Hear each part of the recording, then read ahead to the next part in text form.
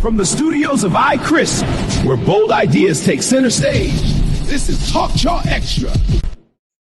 Good evening, Ghana, and good evening to you from wherever you're watching us from. Tonight, I want to start the show with Davido cuts hands down, but I won't do that. Homegrown person like me. I'll start with Shatta Wale and Stonebwoy at each other's throats. They've always been at each other's throats, but this time around they are clashing again, and you won't believe what they are fighting over. These two people, they be like some, those married couple. Now they be almost they've started fighting again, and we'll tell you all about it. But do you know that our president blasted the Blackstars? Not because they got kicked out of the ongoing FIFA World Cup 2026, but because of another reason. I will tell you all about it on this episode as our very own godson, the one who made it overnight without having a profession. You'll ask him, what job do you do? He cannot say, but he's a legit businessman who shouldn't be extradited. But other people are faster. Other people are what? Hurry up. So at the end of the day, he's on a plane, and before he could realize, he's at a place like Guantanamo Bay. But we'll tell you all about it as we look into Davido's recent revelations that he made. And it happened to be debunked. Like, you are lying. Like, how can a major celebrity, Grammy-nominated celebrity, say something and you, a commoner, come and say it's not true? But anyway, John Telly may be coming to Ghana. Those of you who know the reason why I'm saying this, he may just be coming to Ghana for Yao Dabo. As John, is it Don Little? He too is being reprimanded to desist from certain things. And I will ask you, what's our opinions? Why should we restrain him? Is it because he has a particular condition, so automatically he should be restrained? We'll tell you all about it as we look into other issues like that of Miss Bell, that of, you name it, that happened during the week. At the end of the day, we'll tell you about it right after this. From the stables of iChris Studio, where bold ideas take center stage. For all the big conversations and bigger perspectives, Talk Chaw Xtra is the place to be. Talk Chaw Xtra, Ghana's first live podcast with a premier vibe. Okay, so yeah, as I said, quite a long roster, right? But we'll try to expedite. Yeah, today I've reduced my panel, right? My panel is now double, but not anything not any group of people you've not seen before. My regular panel member, that's MJ, is here, and my regular guest is also here. But the question is that this regular guest has been on the show for more times than even some panel members. And I'm like, Mr. Producer, you know, is it that all you know how to do is to be talking plenty and just be giving me unnecessary commands? Because how can a regular guest come for the show more times than a panel member? Maybe I'm speaking in parables, but a word to the wise is enough. Let me start with my regular guest. How are you doing? Very fine, thank you. And congratulations on your win. As you are already wearing Business Week Celebration KSBD. Because he's the new president, president of the K University School of Business. Like, he's a big man. As he stands now, he's His Excellency elect, or there's no position like that. But he's president elect. Thank you very much. Congratulations on that. So now I would try and respect you small, even though I cannot promise you anything. But MJ, how are things going? Charlie, whilst people are winning elections, you know, Mahama invited me in. I went to Accra, Charlie sanitation, and you market. Exactly, you're not much. I'm so tired. Oh, yeah. No, I was the one videoing Mahama when he was holding the yeah, because he needed a special videographer. Video. Important though. Now we need angle of it. I only videoed Mahama when he was in Savannah. Look at this. So after that, I did my part. So my video didn't come. Because you were even in charge of the camera. You didn't come inside. That explains it. Because I looked through all the clips. You could not see him. I didn't see him. I'm wondering. A common incident. Fetish and I was explanation. specifically invited to come and video our president. The president. by a letter or by just a phone call. A phone call. Actually, special person. wow. You are one of those people who have Muhammad's number. Oh, special person. I can just call him right now, but he's busy, so he won't answer. MJ will give the number to you, man. We need to take our part of the 35 million. 350 million. Oh. Yes. That money. What sanitation? What you would do? I do want sanitation. What sanitation? Sanitation. We are done sharing it. So you are done sharing it at the sanitation ground. and that takes us right into the first story of the day. It's actually about sanitation. Yeah, basically, our president, the first gentleman of the land, declared today, that's Friday and Saturday, National Sanitation Cleanup Exercise Days, right? A day in which we are supposed to clean up, like basically clean up every other place that there is and blah blah blah. But prior to the cleanup and all those stuff, he declared another one. I think National Thanksgiving Day. I don't know whether it coincided or he declared it after the floods, but it happened to happen almost the same time as the floods, like last week, Monday, thereabout, the floods started and all those stuff. And within that same, we getting to the end of it, the National Thanksgiving event was held in which they were adorned in their white, delivering speeches, thanking God for what he has done for us. And at the end of the day, some people weren't having it. They were like, people are dead. Why should they be thanking God? But maybe after we listen to how he went about it, maybe it will make sense to us more. Like, why are we thanking God for using flat too? But anyway, let's take a look at the first footage of our president at the Thanksgiving service as he said this. To describe what God is doing to us this morning, and that is there shall be showers of blessing. There shall be showers of blessing. This is the promise of love. There shall be seasons refreshing, sent from the Savior above. Showers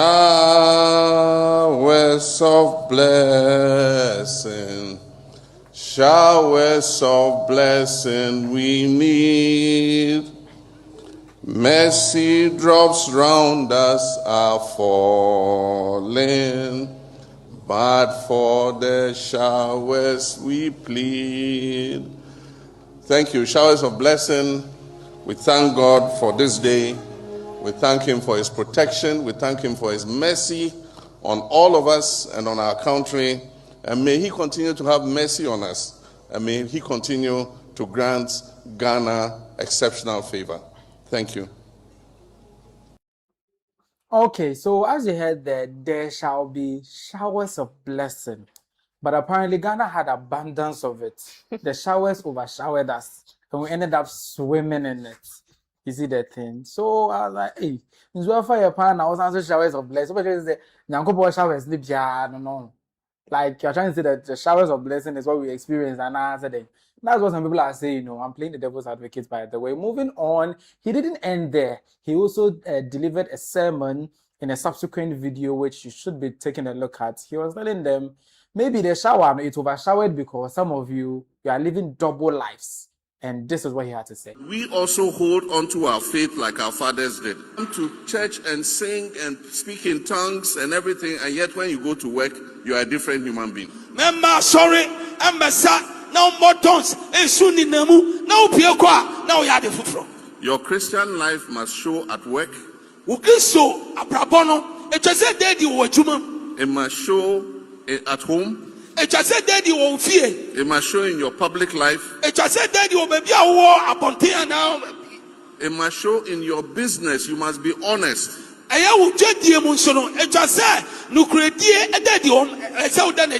it must show in your service to other people.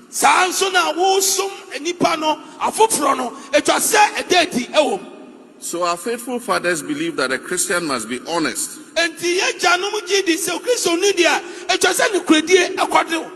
Even when dishonesty looks so enticing and profitable.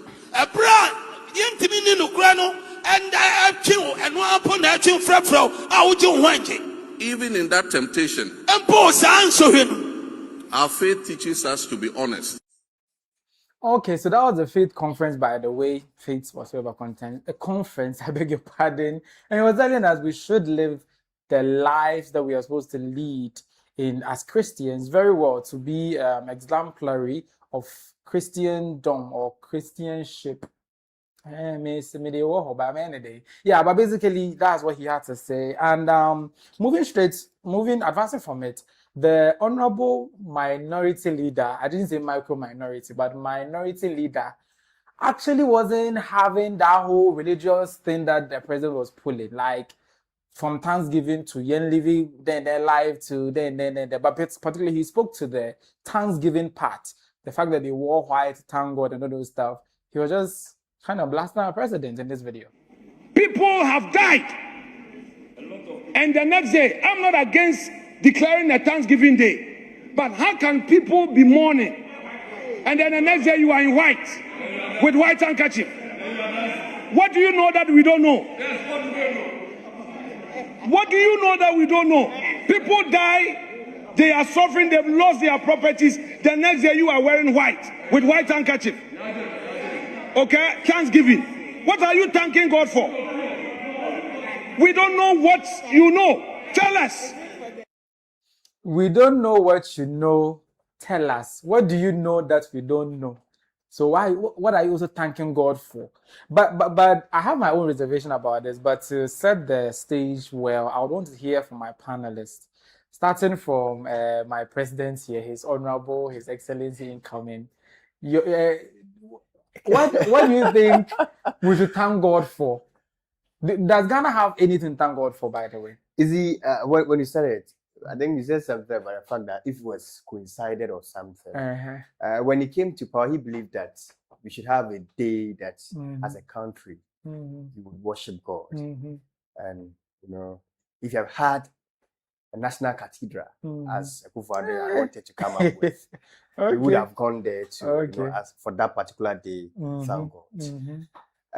But as the Honorable said, Osahin Alexander Finyo Markin said, hey, is it your Osahin? Or your son? They say crying found or no compound. He's been installed. Yes. Which Futu. Yeah. Didn't he say he was a Voltarian? That's where he has been stood. So what's your problem now again? He's not a native. They only know problem. Wakotong. Oh dear. So now he's Osahin. And Osahin said something, and we must take into consideration. We've declared already that 1st July is National Thanksgiving Day. Everyone knows it because last year we did celebrate it, and here lies the case that this year it has coincided with some great matter that at least we could do something about it. Even if we will still organize the National Thanksgiving Day, why then don't you go there with blacks and still thank God? Because, black. Yes, at that moment we are in pain. You thank God in black. Do you know the symbolism of black? It's so, mourning. So that is the point. So you cannot thank God. So when we go, we thank God small and then we pour our cry before Him. So you're trying to say, then tell them they should wear 2 attires, like wear black on white and black or something. So that would be the point. But you know, maybe when they instituted the National Thanksgiving Day, the dress code was also added. Maybe. No, it's a Thanksgiving Day, and then the idea about Thanksgiving is white. So everybody's adorned in white because they want to. But here lies the case that in fire, it's a crime in so fire. No, not that the place has been flooded or anything.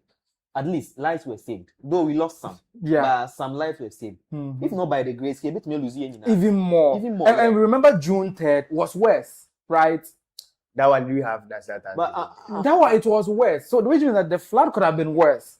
I think last week when we checked the death toll, it was like 32 people. 32, yeah. We still as a Kufadu used to do during COVID-19 time, fellow Ghanaians have come to your homes once again. I believe that for that particular day, he could have organized it from the presidency, the Jubilee so that at least some 30 minutes program, then we end it, so that at least people could also feel the sense of the fact that the president is also thinking about the problem that's occurred.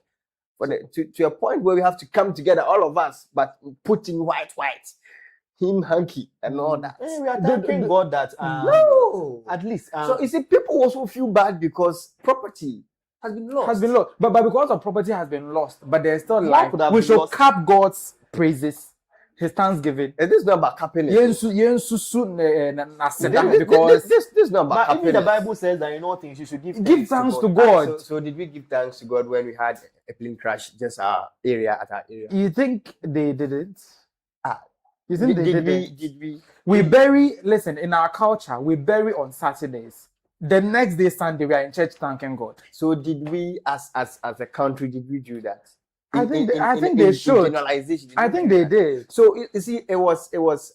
I believe that empathy should have been shown as at that point, caring.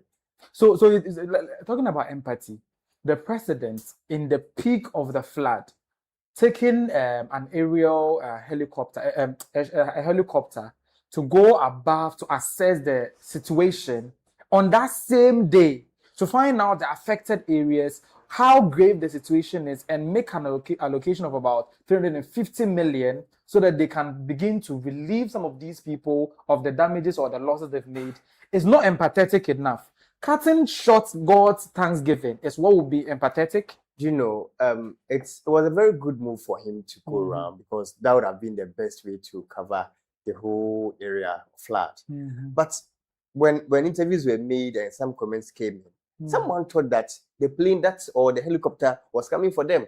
To do what? To do what? They are in flood. They are wanting a place, or how they get out. But Nadmo is there with a platoon, like I think that thing, no, rubber, this one, shape no, trying to save people. So if Nadmo is so they want president himself to bring chopper come and save them. They didn't know it was president himself who was in the chopper. Okay. They thought that it was coming to save them. We don't have enough choppers, and the last thing that we want is to have another helicopter disaster in the flood. We don't have enough doesn't solve the problem that the president has seen a chopper coming across. He or she thinking it is coming to save them. Yes, we having enough is not the case. So now we've seen one. So Nadmo's rescue mission is not enough. Choppers are what you want. You see, I said that the president moved by using the chopper held to cover. To see it well. Yes.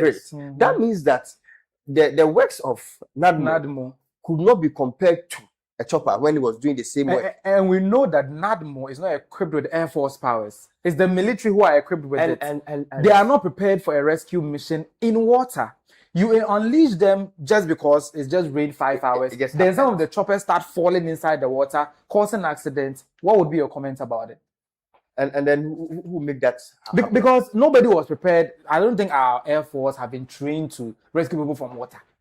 I don't think so. Do you think our Air Force is trained? So within 5 hours, something has happened, and in the heat of the moment, all choppers go out and go and rescue people. So now I listened to one judge of Supreme Court, and then it was an interview. He was asked about this bribery and corruption that people see judges and then they do all kind of things. And he says that he has not received any call from any political party since he came to Supreme Court. I think he spoke with Sewa Mihe on GH1 TV. I watched it. Even at High Court, he did not even receive any such calls. That means to see that with him, he believed that that's how all judges behave. Why? Because he had not seen it. Or none of his colleagues has informed him that, oh, no, this party called me. So far as you have evidence that the president was able to, go through successfully to cover all these areas, we believe that same could have been done.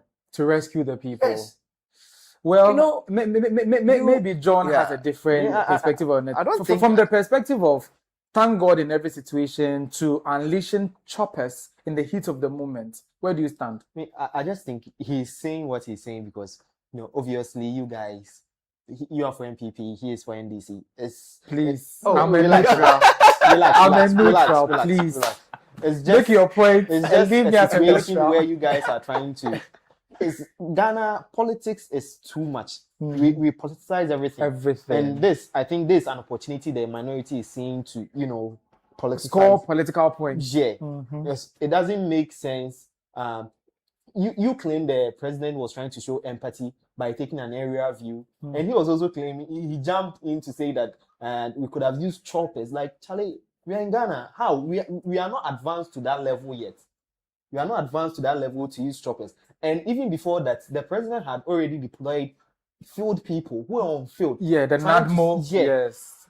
And secondly, too, how our neighborhoods are structured is not very friendly to use choppers to save people. Yes. And you even need the groundsmen first before you can communicate. If a situation is beyond our hands on the grounds, then you communicate that we need something like this, a chopper or something. So you need the groundsmen first. And they're already there trying to resolve the issue. So if they didn't see the need to ask for choppers, I don't think we should be discussing it here. Because they were trying their possible best. So far, I think they deployed everyone they had. Our last episode, I even said they deployed people who were not done training. Yes. That's why. That's why some of them were even moving washed away. Let me chip in this. Yeah.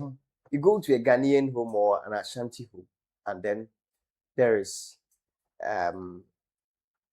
death right now, and then tomorrow has been settled already for a naming ceremony. What do you believe will happen? They will postpone the naming ceremony. Why? That's because it is a internal family matter. It hits close to home. You see that thing? So you cannot say that because somebody just so the president is for all Ghanaians. It must also have that notion that it's a Ghanaian setting, it's a Ghanaian home. That if something of this caliber has happened, we can still postpone Thanksgiving. Even though it's enshrined, it has been declared already. Yes, it has been declared. But I've never heard holidays being postponed before. Oh come on. When he came to power, he made a lot of changes. Not the weekend one. Like, today is the day that this is supposed to happen. I'm postponing it's a power you are having. I think I support him. It's a power you are having as a president. You can do that. Who will challenge it? Who will sue you? So it's not bad that they held the Thanksgiving Day. But the day that they held that service is what I think is actually bad. Because it happened right after such the flood. And people were still, grieving their losses. People were still grieving their losses. And they were still grieving their losses, but have been allocated 350 million. They hadn't received yet. It was not even going to Parliament that contingency fund, an immediate agency fund that we should go for it. That even, I think the minority were saying, the Legal Affairs Committee from the minority side were saying they will either sue that Attorney General or something for rushing it through for years, because they believe that it should have come there for approval and other. By contingency fund, we know how they expedite it. There are legal matters as to that, but they believe that it was some kind of rush. Yes, so they did well, but that money had not got to them as MJ said. At the time that they were doing the Thanksgiving. And yes, people even didn't have places to sleep, and we're thanking God. Not necessarily thanking God, but having a Thanksgiving service, whilst people were still, in the streets. Some psychological thing come to play over here because Mr. President. So in the best case scenario, he should have postponed it. Yes, you have the power to do so. Yes. Well, he didn't postpone it. What he rather did was to declare more days. And this time around, not Thanksgiving days, not mourning days, but days for cleaning. According to him, he looked into, after going through the skies with the helicopter, assessing the situation, addressing the media, releasing money and going to thank God. He also went on to declare 2 days, that's Friday and Saturday, as National Cleanup Exercise Days. It started on Friday. Everything is going on well. Like, basically, imagine the whole country being moved towards clean. And they are doing that because it has flooded. Most of the gutters are choked. And this is like a wake-up call for us to do all the cleaning and to see whether when it rains again, maybe we'll have a better reception of the rains in case it decides to happen again. So he did that. And when the cleanup started, he didn't sit at home. he actually also went out in this video.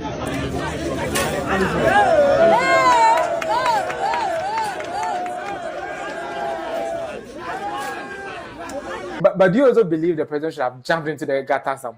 Me, when I saw it, I'm like, well, president, he has done well. But we should not, in any way, in any manner, let this happen before president will come from Blackstars house to come and join it. You should set a proper example. It's not just about distilling our gutters. You can distill your gutter and you go home and you go and die because you pick things from the gutters.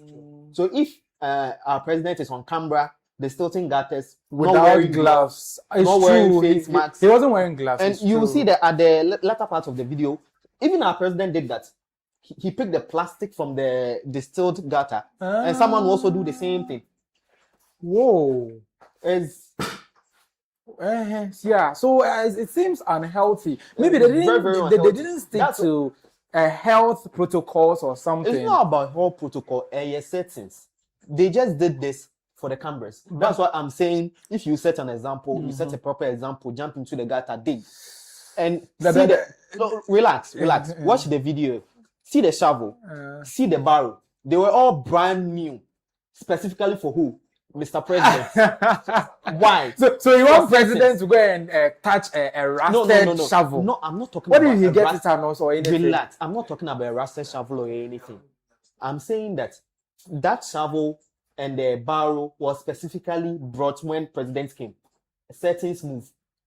Why didn't they use what was already being used when he came? One thing is that let's not just narrow it down to what he did. All right. Let's look at the impact of what he did. It's a very good impact. Because the truth of the matter is that he didn't come there specifically to work. Because first of all, that is not his job. He's the president, doesn't mean that he should be finance minister, health minister, agri minister, everything minister. He should be environmental minister, everything. In fact, it's not his job, basically. Yeah. And the neighborhood that he's even cleaning, it's not his neighborhood. So it's not his responsibility to clean there. Where he was supposed to clean was the Flagstaff house. He wanted to clean. No, he said it's not his neighborhood. Yes, everywhere is his neighborhood. Yeah, Ghana is his, so it can be his neighborhood. But he's representing. He's just trying to set an example that even him, he can also clean some. So you two sitting there who is probably feeling too big to clean. So if clean some. Chris, if you are saying this, if it should come to a point in time that our president should come to the street, shovel to make our streets clean, then she tell you that our MDCs or DCs, our local people, municipalities, they are not working. Yeah, as for that one, they are not working. So instead of coming to the street and shovel, what are you doing there? You hold the power up there. Yes. The power that our president holds is not easy. You can see to it that these people are working. But that's not what's being done. We'll wait for the issues to arrive. Then you come and shovel. After some weeks, it will go back to the factory. So, but one thing is that he's been, since the floods, he's been advocating that we should change our attitude of pouring rubbish into the water, choking the gutters with our own human waste and all those stuff. Let's go back and then employ he's trying to, he's encouraging us to do the right thing. What happened to our tankers? Tankers, well, they are there. Even Kumasi, when this whole thing started, I think Amako Hene deployed some of those tankers people to go arrest. Let's go back to you saw the video. Some of them were resisting arrest. Let's go back to Azum Lion people. The street shooters. That controversial Azum Lion thing. I don't think it's work. But I think if you believe that MPP had some kind of in and out over there, with the Azum Lion. Yes. One thing about Joss Pond is that Obaha.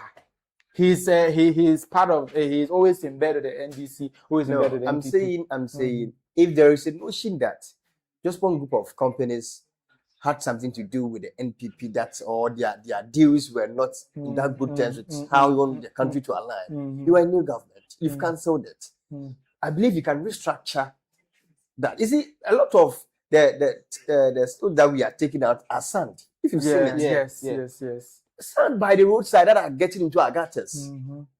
So if we are still having our people around every day sweeping this sand by the roadside, at least the damage would have been less. But the issue with Zumilayo, you know the controversies that are. Almost every time Zumilayo has. So that's why I'm saying, if you believe that the previous government had done something that is not good, you are a new government.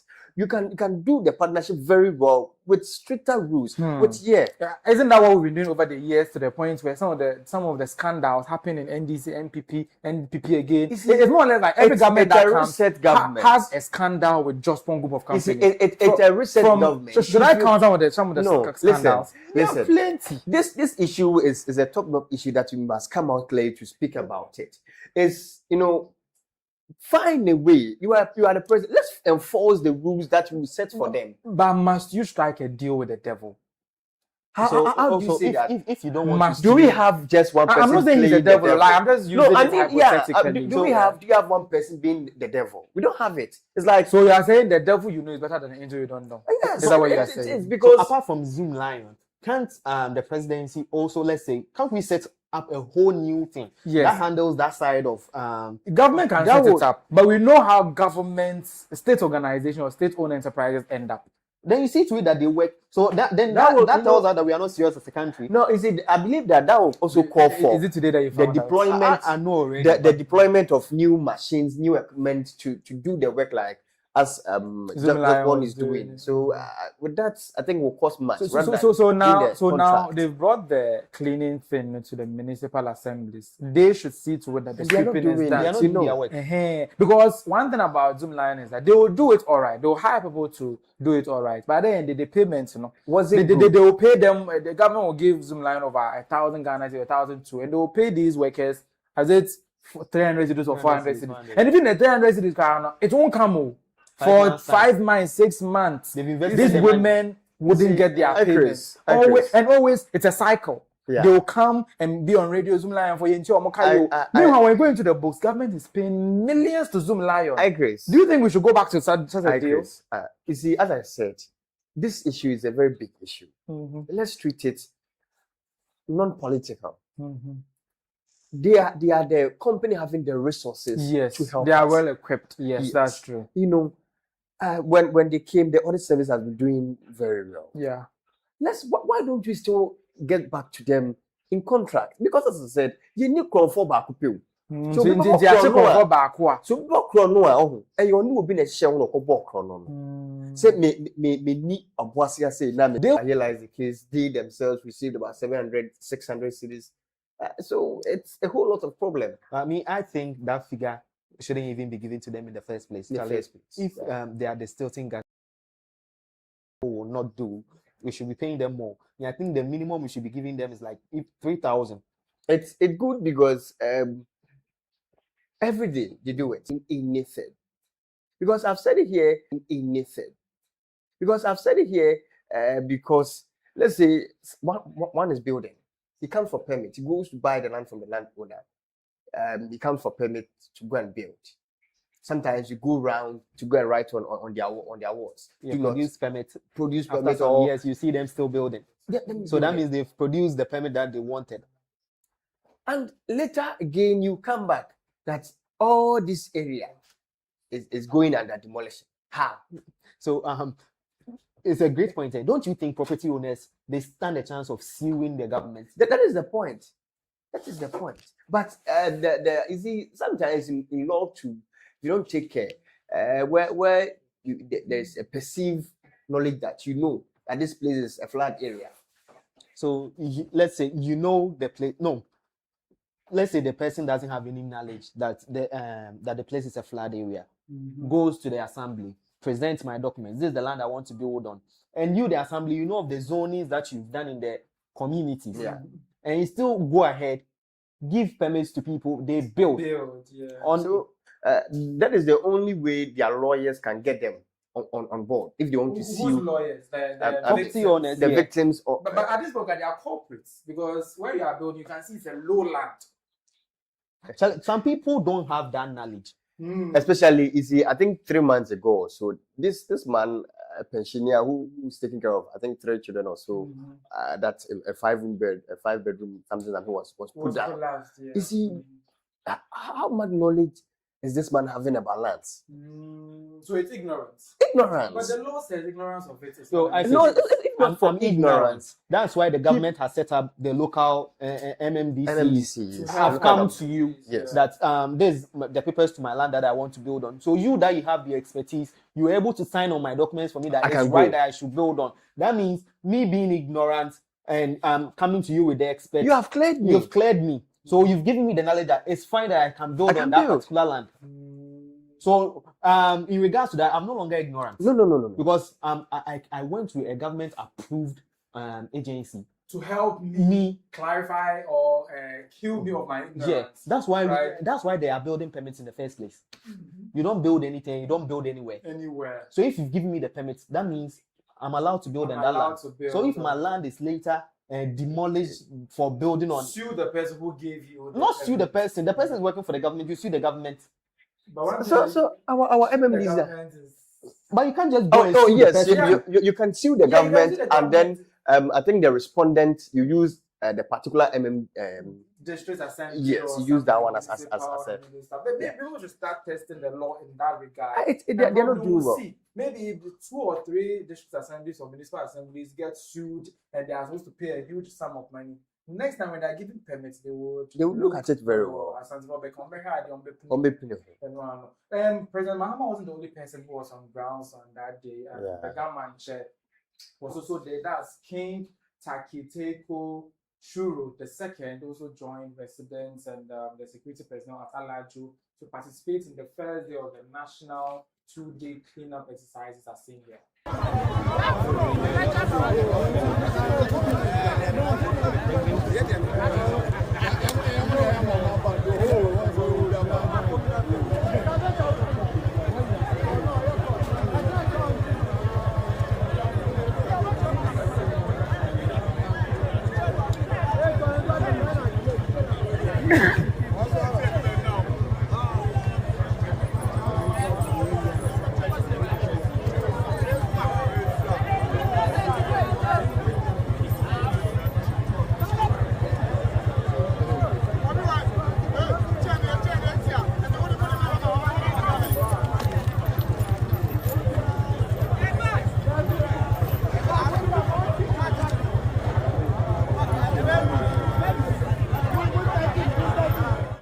Okay, so yeah, the government himself has landed, and it was a beautiful sight to behold.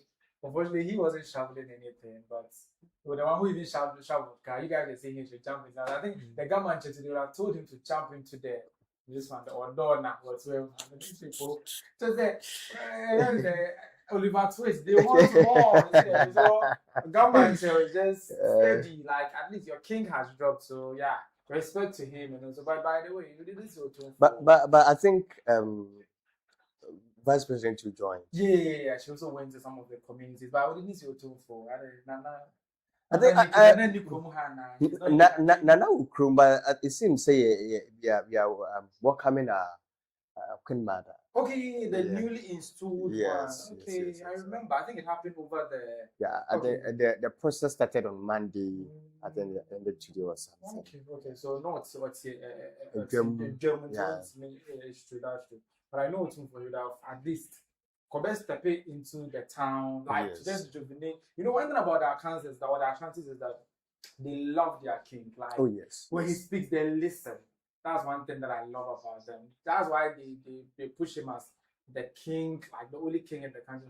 Meanwhile, he's not. Gamanche is also the young so there, but he is literally as the only king. And it's all because of the people. It's the people that make you who you are. And the respect that they accord him straight out of the revenge. People like me experience it first. It's not more science. Yeah, you can only imagine. But when the big people, the creme de la creme, were coming out to clean, the president was shoveling. Gamanche is here trying to help. Otunfotu is doing his thing, but telling his subjects to go and help out. Ministers, vice president, everybody was helping. Some women were like, president, don't know why. They're making exercise.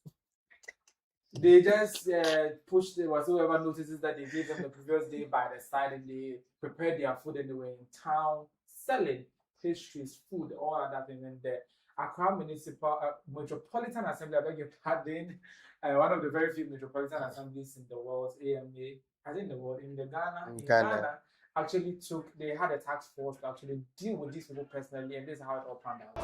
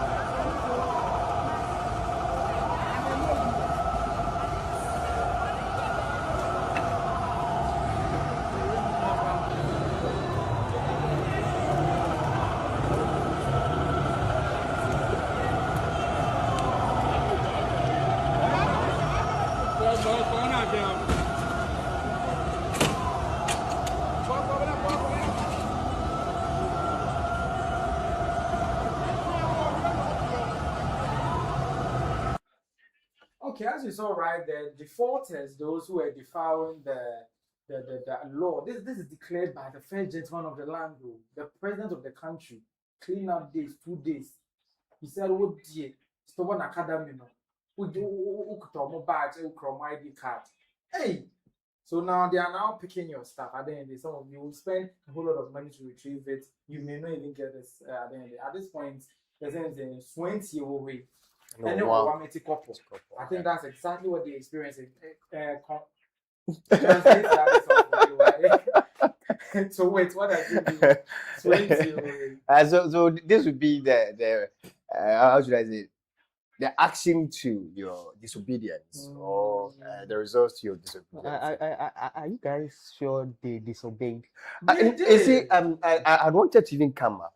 The government gave an instruction. Yes. Okay. Traditional. No store. I mean, okay. No one is to work. I think the on Friday and Saturday. Okay. The government brought out a communique, right? And in that communique, I didn't see anywhere that the shops are supposed to be closed. Yes, it just declared 2 days. That is true. For national cleaning. You know, sometimes all the details, like the sweetness of the pudding is in the eating. You don't say everything. They cannot tell you wake up 4 a.m. go in. They cannot tell. But it's clean up. What if that person or the person is done cleaning his parts? In the morning. He's done cleaning his parts. This video was in the morning. Yes, so the traditional ruler over there says that no one should open.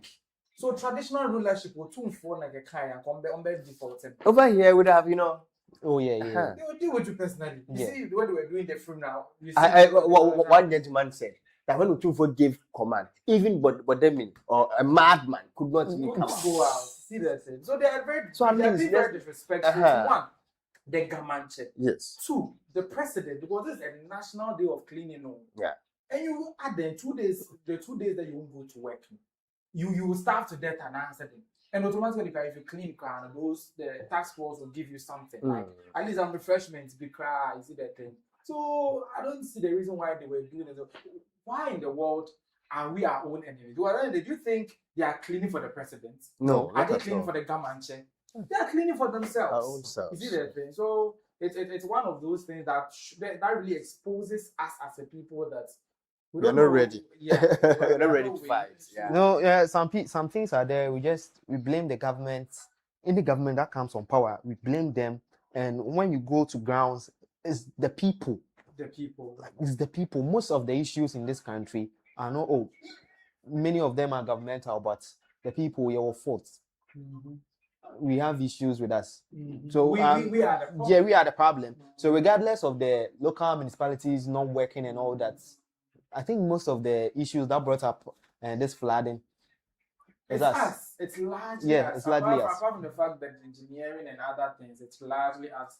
This conversation is currently live on YouTube. You can join us live with your comments via the live chat.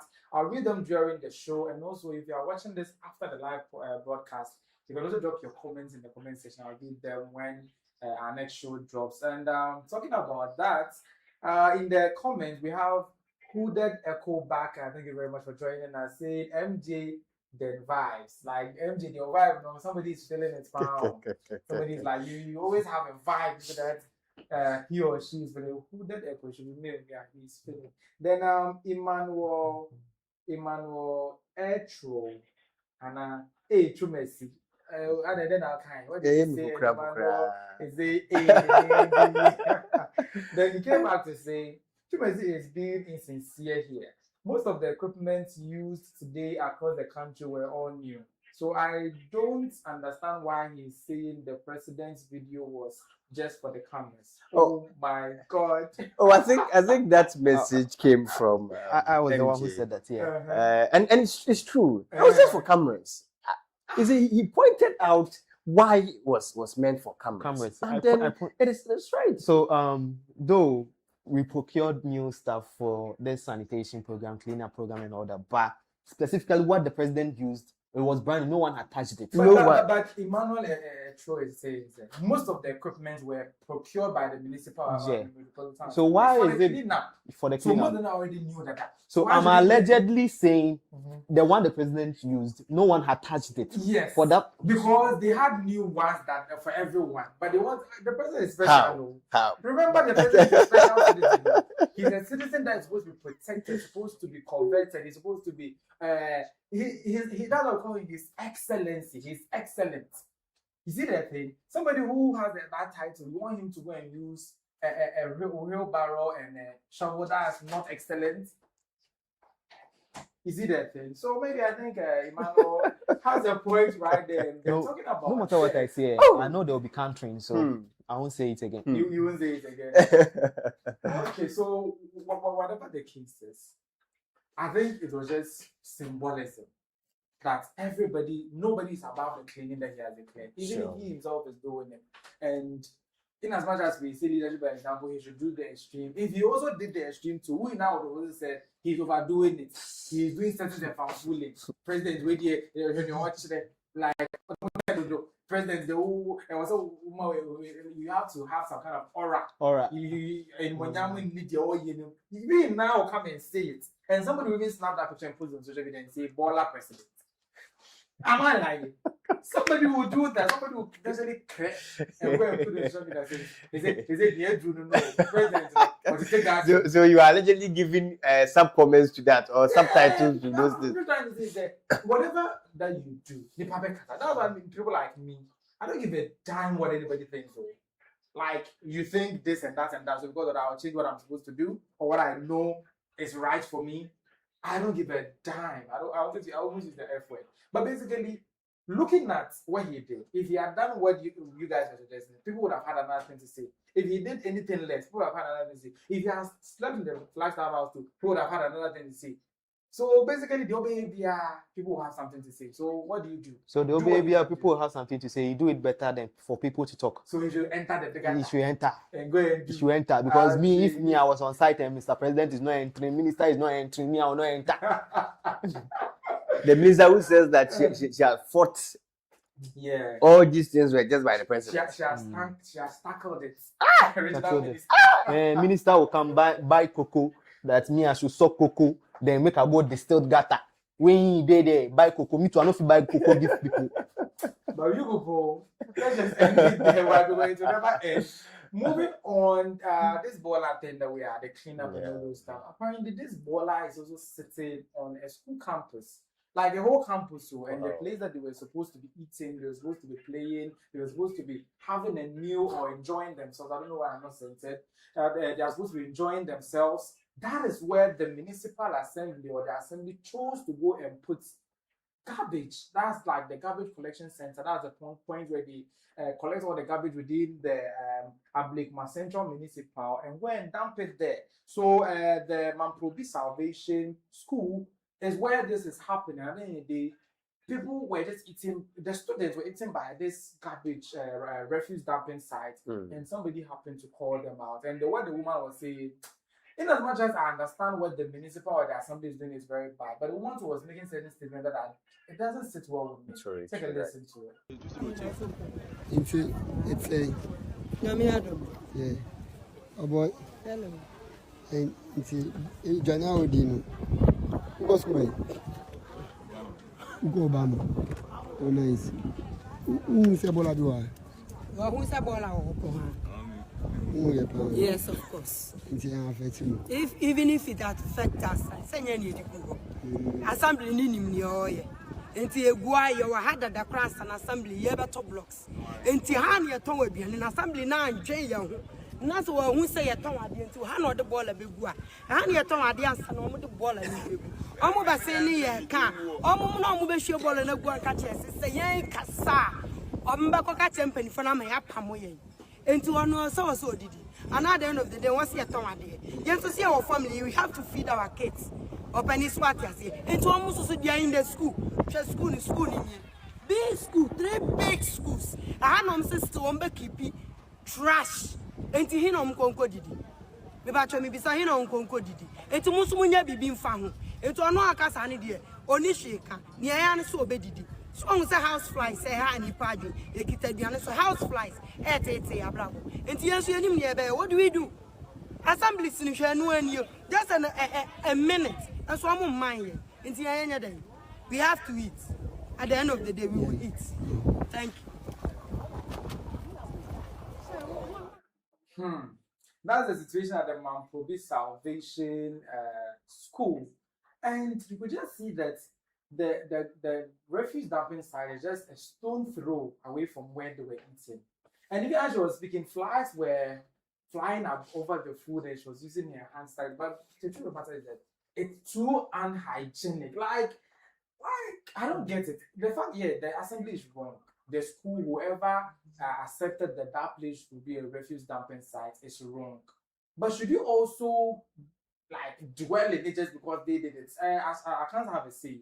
So before a kuma, is it that if they got it wrong by situating the dumping sites there, you don't also remain there with your food when eat there. I saw one of the government school kids there eating food. And I'm like, and the woman was like, even if it affects you, you could do a hint. Hey, even if it affects you and they don't solve it, you will die. Let me also tell you, you will die. So if the assembly is not working, and you think because they are not working, so you also do what's not proper, be there. Don't think about your health. The assembly is there, you will die. So I'm not supporting the assembly here. Yeah, the assembly is wrong. That it's wrong. It's no, but two wrongs don't make it right. Don't make it right. Two wrongs don't make it right. But the leadership of the school must also be blamed.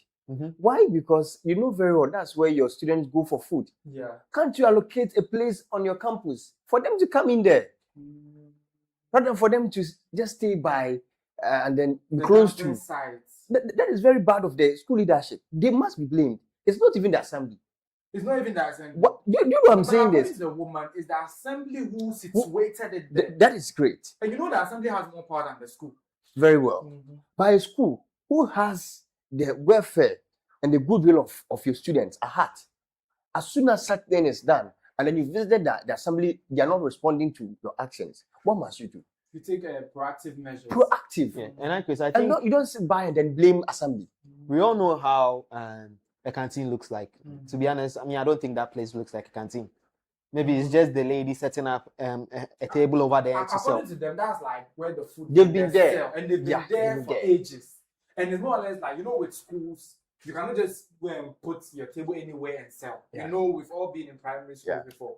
They have a place that food vendors usually are. And that's where they are. And they've been there for ages. Okay. All of a sudden, they woke up one day and the dumping site has been situated there. And according to the food vendor, they are not going anywhere.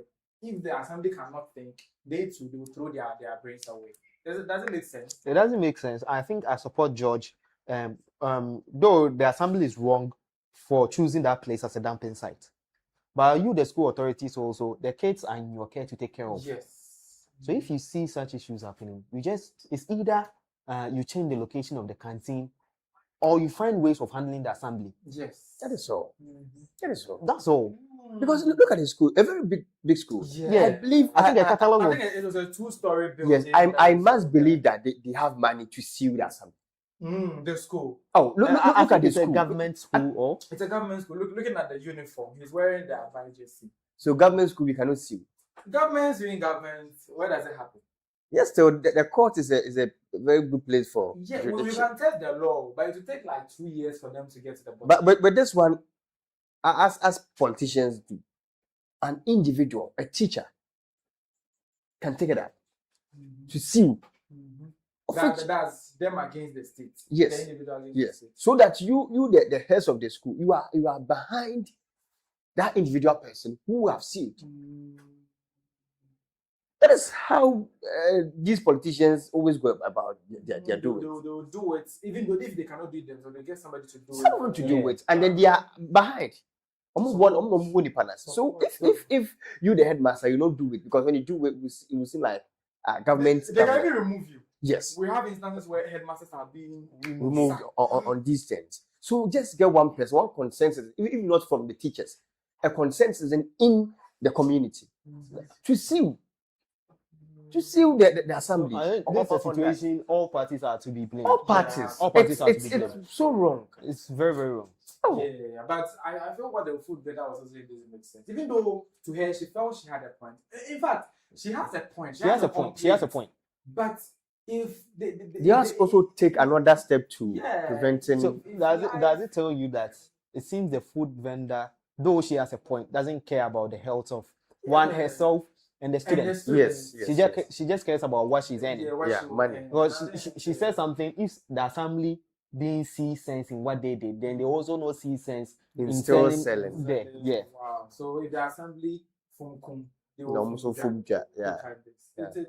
it's not the best at all. But then let's move on and looking at the situation right now, popular Ghanaian musician like this one, she's veteran. You all remember this song? I've been 16 years. She's been 16 years from that time out to now, and she's one of our very profound talents. Yeah.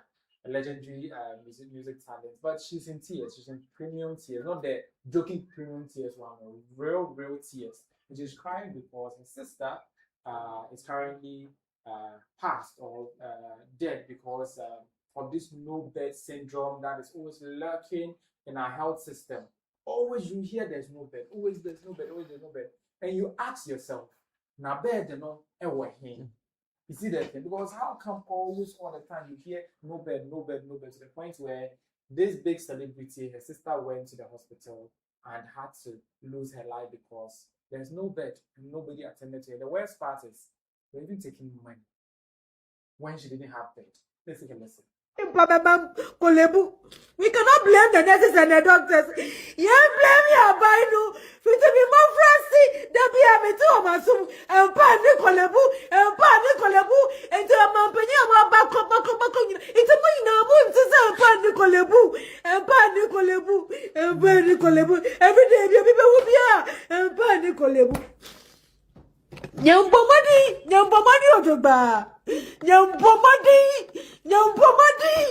Na susonga ya watu watabaka.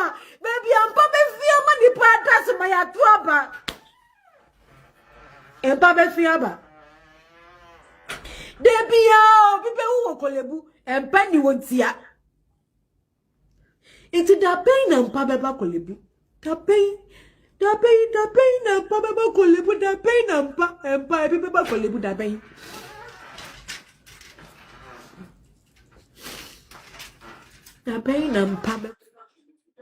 Okay, as you heard right there, she's blaming the government.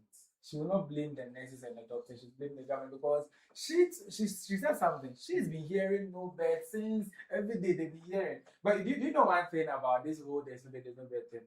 If it was another person, an ordinary Ghanaian, not celebrity, not known person talking about no bed, these celebrities will be like, no bed. So then like it's not as though they are saying so what, but it's more or less like they don't care. They don't bat an eye. And they don't know that all of them, anyone can end up in that situation. anyone, including them, the politician, the celebrity, whoever it is. Now it is her sister. But years ago, and for all the other years that we complained about no bed, it's been other people. So if it hits close to home, that's why she's in tears now, blaming the government. But for all the other years that we were complaining about no bed, where was she? We are not using her grief to question accountability, but it's a bigger picture. When we are all complaining about something, let's complain about it as a collective, not when it hits close to home. At this point in time, Ms. Bell, the canker has hit close to their homes, which is in premium tiers.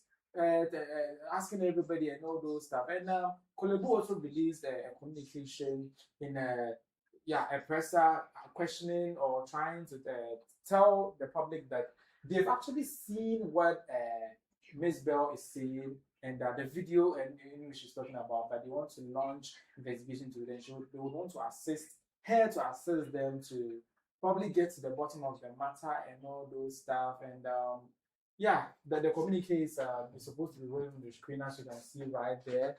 And she came and wrote another response, but the response is too long. I can't read it out. But she also did a video in response to what is happening and what the Kolebu people were saying, and the fact that they paid attention to what she's saying, and probably they will do something about it in another video. And the video is like this. Me video in response to Kolebu Teaching Hospital for press release Amodiabetua Bonting. First of all, meda Kolebu mpenyufo ase say omuti asemano omombu amani anguso na omarechi out. De tie ni say mamfa ma asema metudwa se mede igu aban n'anim ase. Ana se mede igu Kolebu mpenyufo anim ase. Ana mede say Kolebu edwumayefo edwuma. Ni etie ni say me sister no onyo obi a oya yarefo enye so oyare da ho. Saturday twemu ye me ne kasa several times. Me ba me ne ye edwuma kra friend ne kasa several times. Me share ne bo say Tuesday me ba no. Sunday ewia me wo ha na ne ba ne friend me ne ba panyi friend me. O friend me asem o kan ne se ne maami ewu sen me ne kasa nra. There was no sign of yare bia na bibi. Yes, reswe kama eba ne sen. Amani obo me ne se me ne maami kasa wie ye anche bia ana osi ne yem. Ne yem ye ne ya. Entino na wo say omoko hospital. Ento omoko the nearest clinic, aye Asha clinic e wa Accra. Omoko ye hwe no ne transfer ne say onko Kolebu. Omoko dru Kolebu no. Yesi empani ho ni agina to ho ahwe no. Nti ye de net na plastic chair so. Sana ne yem ne ya ne se ne aircon no wantimi antena plastic chair no so anche. Enti oda from set tiles so say terrazzo no so. And oda from cement no so say like she was on the bare floor.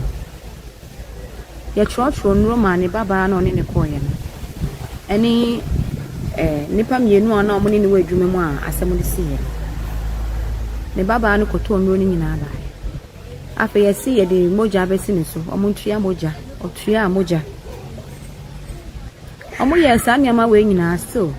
Ya money treatment bia ya nhwe no. Oda form ho sa ma de chin Sunday. Na Sunday we a owuye. My sister no ye Muslim. So as you heard right there, that she recounted the whole incident as the communique that was rolling on the screen. It should be rolling. You can be able to catch a glimpse of what the Kolebu authorities wrote in response to Miss Bell. And she has now detailed it in a longer video. This video is long, but for the want of time, we are cutting it short. But the issue is that apart from the fact that they couldn't provide her a bed, they made her sit on a plastic chair. She later on lied on the floor. And they were charging her for basic health, or this one like blood, this and that and that. I thought emergencies were supposed to be treated with a certain level of urgency. But from what she's recounting with what the oldest daughter of the sister, basically it's all messed up. And you ask yourself, this whole no bed thing, what is the cause of this? And when, as a people, would we ever get to the bottom of it? Thank you first. I think I've said it here before. I think that one was even relating to the MMDC, that's our local government, that we generate funds, which is called internally generated funds, that we can use such funds to help our community. The same as to the hospitals. They generate funds internally. Internally generated funds. Funds that they can use to procure these. You see, when I read the letter, they've now procured additional beds. Where was that procurement before all this? That is the point. The money is there. Why must you wait for something to happen before? Is it like you're waiting on government to provide you money from the budgetary allocation or what?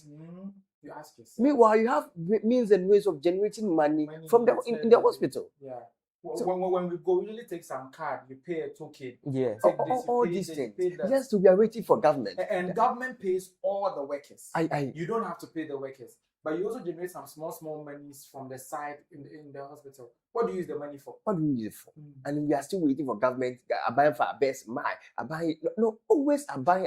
You see, it's too much on government. So we believe that as time goes on, things that we believe we can solve. We play with the accountancy of this institution. Most of the times, it's not demo. You go, you have the letter being placed at the accountant's office, and then it has not been approved. I see the money is for them, the accountant. Really, it's like a kernel. Just release money, and it's a whole ball game. So it's too bad. Maybe they have a share in the money if it doesn't get this bad. But John, what do you make of Miss Bell's case and the no bed syndrome that has plagued us for ages? Like ever since I knew how to understand issues, I've been hearing about no bed syndrome. For Miss Bell's case, I think there is a clear line between no bed and not attended to. To me, I don't think it's because of the bed issue. That's why her family member died. Is it because of what? Maybe negligence. Not negligence. Her sickness, whatever sent her there, she would have. If she would have died, yeah, she would have died. But regardless of that, the no bed thing has been something that's going on for a very long time. And if you remember, I think last year or last 2 years, even Otumfuo was soliciting for funds. To revive Konfano Teaching Hospital. So just like George was also saying, hospitals, they generate internal funds. Yes. Of which we don't know what they use it for. Omudi probably. probably. Oh, like let's be real here. Because it's bad. There are times they share some monies and it's bad. How are those monies accounted for? So it's not always that we can wait on government to buy beds before people will come and sleep on. And I guess, don't you guys also think it's because of the population that's trooping into these hospitals that's causing all these problems? So they are able to contain the numbers. Yeah, contain the numbers. That's why the CAT CEO, I don't know, suggested that some serious cases should be redirected to hospitals or private hospitals that you know that definitely you get attention. You know the problem I think with that arrangement. Let me come in here. When you read the letter very well, it also emphasized on the fact that President Mahama or the government has given instruction, and then their board wants to follow that in compliance fully, straightly. And the compliance is I read that part, but see it.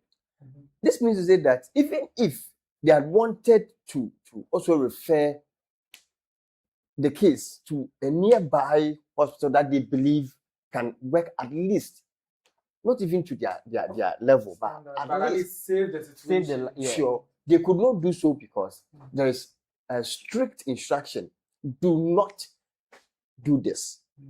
So all that they can do is that let's receive the emergency. You sit down here, we attend to you, and that'll be all. And that's all. And the next morning, the person. So with that instruction, it has its negative effect and positive effect. I think the reason why that the reason or the rationale behind that instruction is that with these human people, black people, when you give them the free, they'll add the dog to the point where they can take care of the emergency situation, but because they have a deal with a private hospital, they always be referring cases to that. private. So I think there's a lot of these things. We always hear with the lab, with the pharmacies. Even you go to the hospital pharmacy, they'll tell you don't have this drug. And they'll refer to a particular pharmacy. And it's because they have a deal with the pharmacy and all those stuff. They do that with labs, they do that with pharmacy, they do that with a lot of places.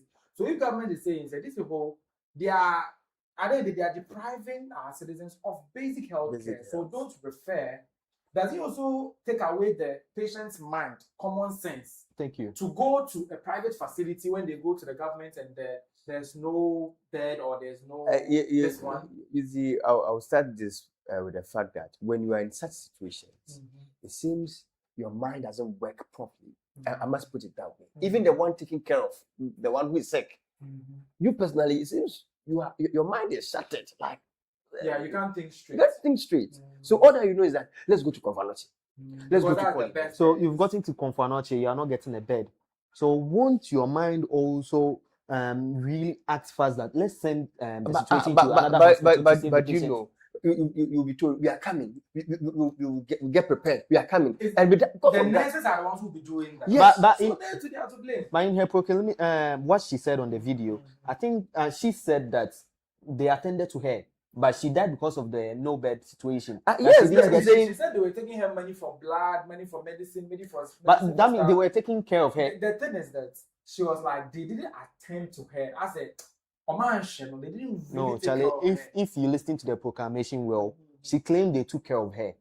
Let's put the money aspect aside. Though they were taking money, but they were taking money to take care of her. No, you see, MJ, you don't go to hospital for us to put you in chair to take care of.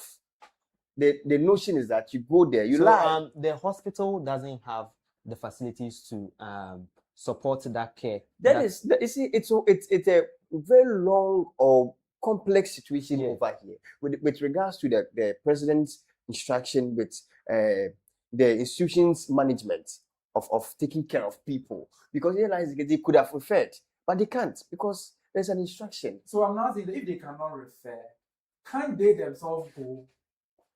Well, I mean those who have come there. Yeah, those who have come there. Because the truth of the matter is that they refer is true. You go to a government facility and they have bed space, but they will still refer you because they want a cut of the amount that you pay in the private facility. You know, people spend and they'll say, I spend days in a plastic chair. I've lied on the ground for days. So you knowing that your care is not being taken care of well, why not refer yourself?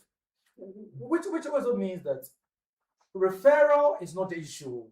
Maybe they cannot even afford the supposed referred hospital place. So they just stay there because ahampuni neho. Yeah. You see that? So they'll be like, if I go there, I cannot even afford one thing. So it's better I just stay here so that the small that they'll be taking and be doing. You see that? I think the bigger issue is more health facilities, bigger spaces, not more health facilities, government health facilities. Let's put it that way. Government health facilities. Because we are a very dependent population. A lot of us don't have so much facility. So if we look at it from that angle, maybe we'll make headways in the conversation. The conversation is live on YouTube, as I said. You can drop your comments in the live chat. You can also do so after the playback drops when we end the chat. But you can also listen to us on podcast platforms, Apple Podcast, Spotify, Amazon Music, YouTube Music. We'll be there in a jiffy after we end this live podcast. And drop your comments there too as well. But those currently listening to us or watching us live on YouTube have spoken, and let's take a listen. OJ card is like the iconic blue curtains. Our blue curtains, he's admiring it. Very, very beautiful. Very, very soon we'll give you some twist. Blue curtains, that Danny event, aquarium, there's something. Maybe we can solve it. He came back to say Ghana them no they like sue the state like some 2 letters U and S dear. Fast cry. Now yeah, sue government, but in this country they don't sue. I barely hear a citizen against the state anywhere. Even when we're doing law, you barely heard those cases. Maybe the lawyers might have come across them, but I barely heard it with the small law that I did. OJ Card came back to say, okay, that's what I just read. Abigail Anderson, welcome to the conversation. One of our very committed respondents or engagers here. Thank you very much for joining. She said, so if it was an ordinary Ghanaian, would they have released a quick communication like this? This one, the question for the gods. Yeah, question for the gods. Truly. Question for the gods. Very ordinary Ghanaian. Oh, if you cry. Who are you? You don't even know where you come from. You don't even know what you do. But because it's Miss Bell, quickly, I think with less than 24 hours, they did their communication, inviting him to come and provide details so that they can investigate and get to the bottom of the issue. Apparently, it's so bad. How we prioritize things. So bad. And you? Yeah. And so you're fun. Moving straight to something like a comic relief or something a little lighter. If you were given 100 cities, like you right now, you watch me right now, what would you use the 100 cities for? Like, what can you use the 100 cities for? That it won't diminish within a short period of time, but it will continue to be with you to the point where you can be able to make money. Like, it will grow, basically. The 100 cities will be with you for a week, 2 weeks, 3 weeks, 4 weeks. Not because it's sitting there and growing like a tree, but because you are using it to work or invest into something that will give you returns. That would make the 100 cities go to probably 500,000, 2,000. As we've been hearing from some of our predecessors. Some of them started with a business with 1 cedi. Some people started with half a cedi. Some people started with 1 bottle of water. Somebody even started a whole cement factory with 1 cement bag. So today, if they give you 100 cities, as a Ghanaian, 21st century Ghanaian, what are you going to use the 100 cities for? This was the question that the Greek girls were asked during the program, and one of them had a very interesting response. What business can you start with 100 cedis and why? If we vote for you, you take the money instantly. You have 1 minute to come up with a solution. 100 cedis, what business would you do and why? Okay, if you're ready, okay, now, no one can join again. Now, let's go. We'll form 2 groups because of the number. So this is the group A. Individual activity, you say it yourself. What would you do with 100 cities? You want to start? It's not a group. Everyone. Okay. So if I'm giving 100 cedi, I'm going to invest into that money. And this is what I'm going to do. I'm going to start a charity foundation. Support. I'm going to start small.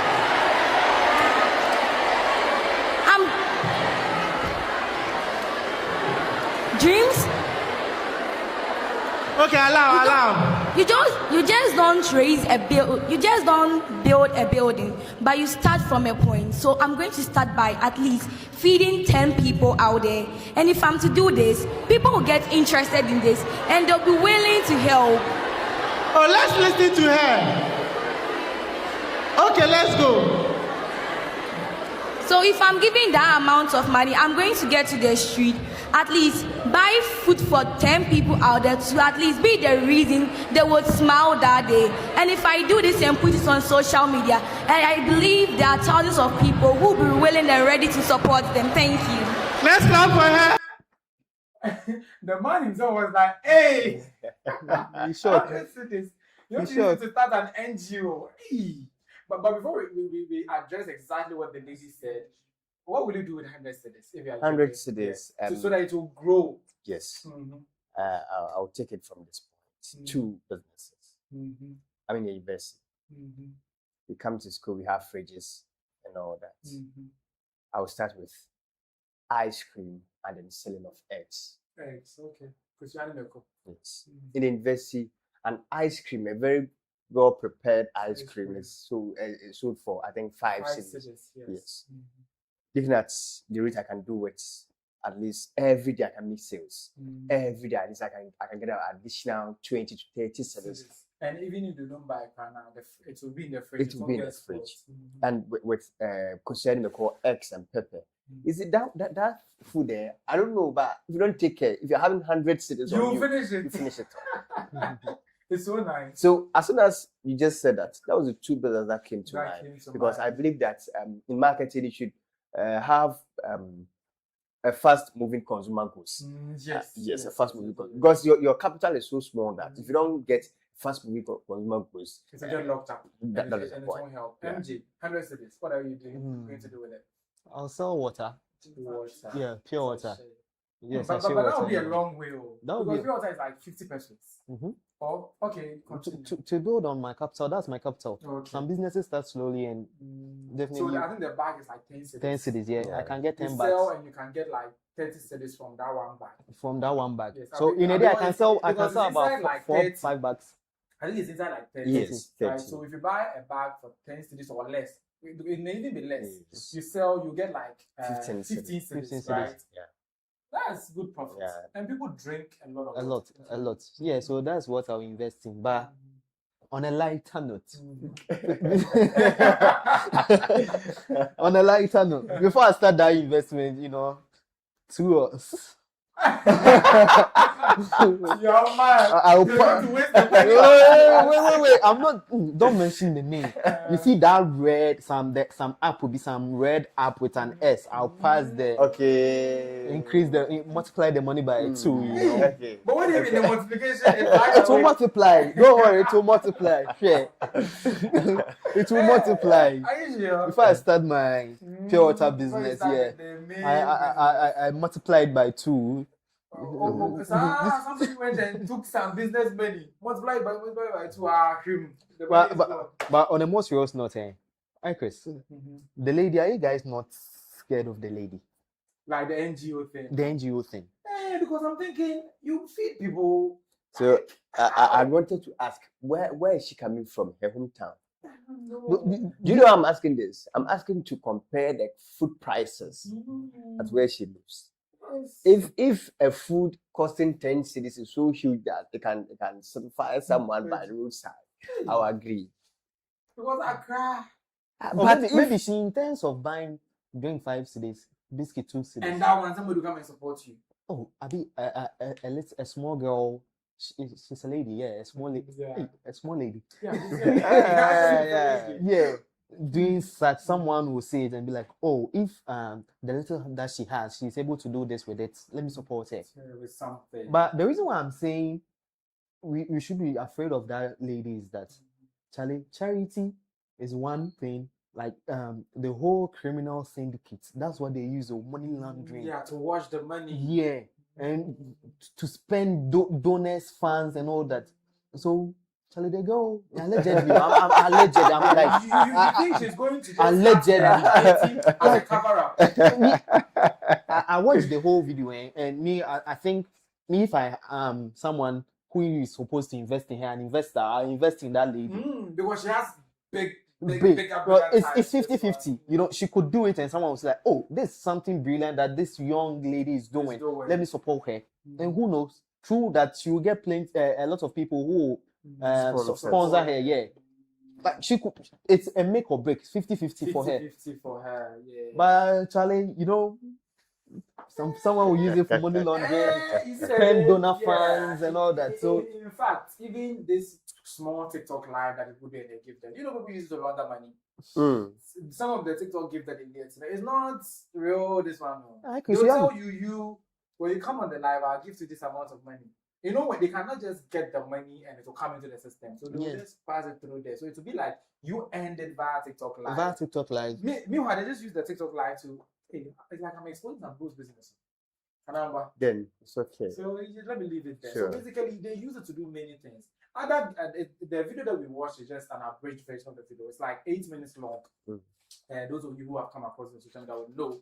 Other people like that, other students also came. The question that you mentioned, I think somebody mentioned it. Somebody mentioned what do you call it? Fashion, the beats and other stuff that they do. Somebody also mentioned quite a number of things that they can do with 100 cedis to grow. So it wasn't just that lady, but just that old lady's one was, you know, eye-popping. It was charity, 100 cedis, Charlie, it's a make or break for her. She either makes it with that one attempt or it breaks. And she attempts something else. And she and with the way that she's sure that thing will work on, she has that resilience. And she has the not necessarily of woman. It's about the execution and how she does it to get eyes on her.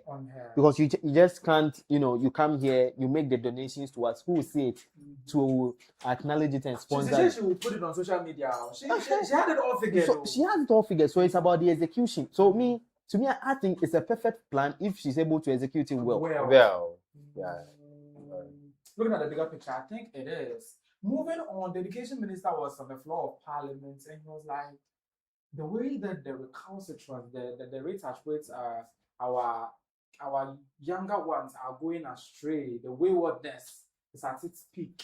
And he's thinking, no, the freedom, the way that we are now saying corporal punishment, capital punishment, not in every sense of that word, but the way that they used to whoop people's ASSs when they misbehaved. Maybe if we went back to slightly into that Rambo style zone, maybe we would probably instill or pump some sense into the skulls of these younger ones. It seems all of a sudden they now have rights so much that they do a whole lot of nonsense in their schools, and he said this on the floor. At Prempeh College, the school old boys decided to help them with a CCTV camera. I've seen the students go and pull it down because they don't want to be recorded. That's indiscipline. That's unacceptable. And the heaviest sanctions should be meted out to them by the Ghana Education Service.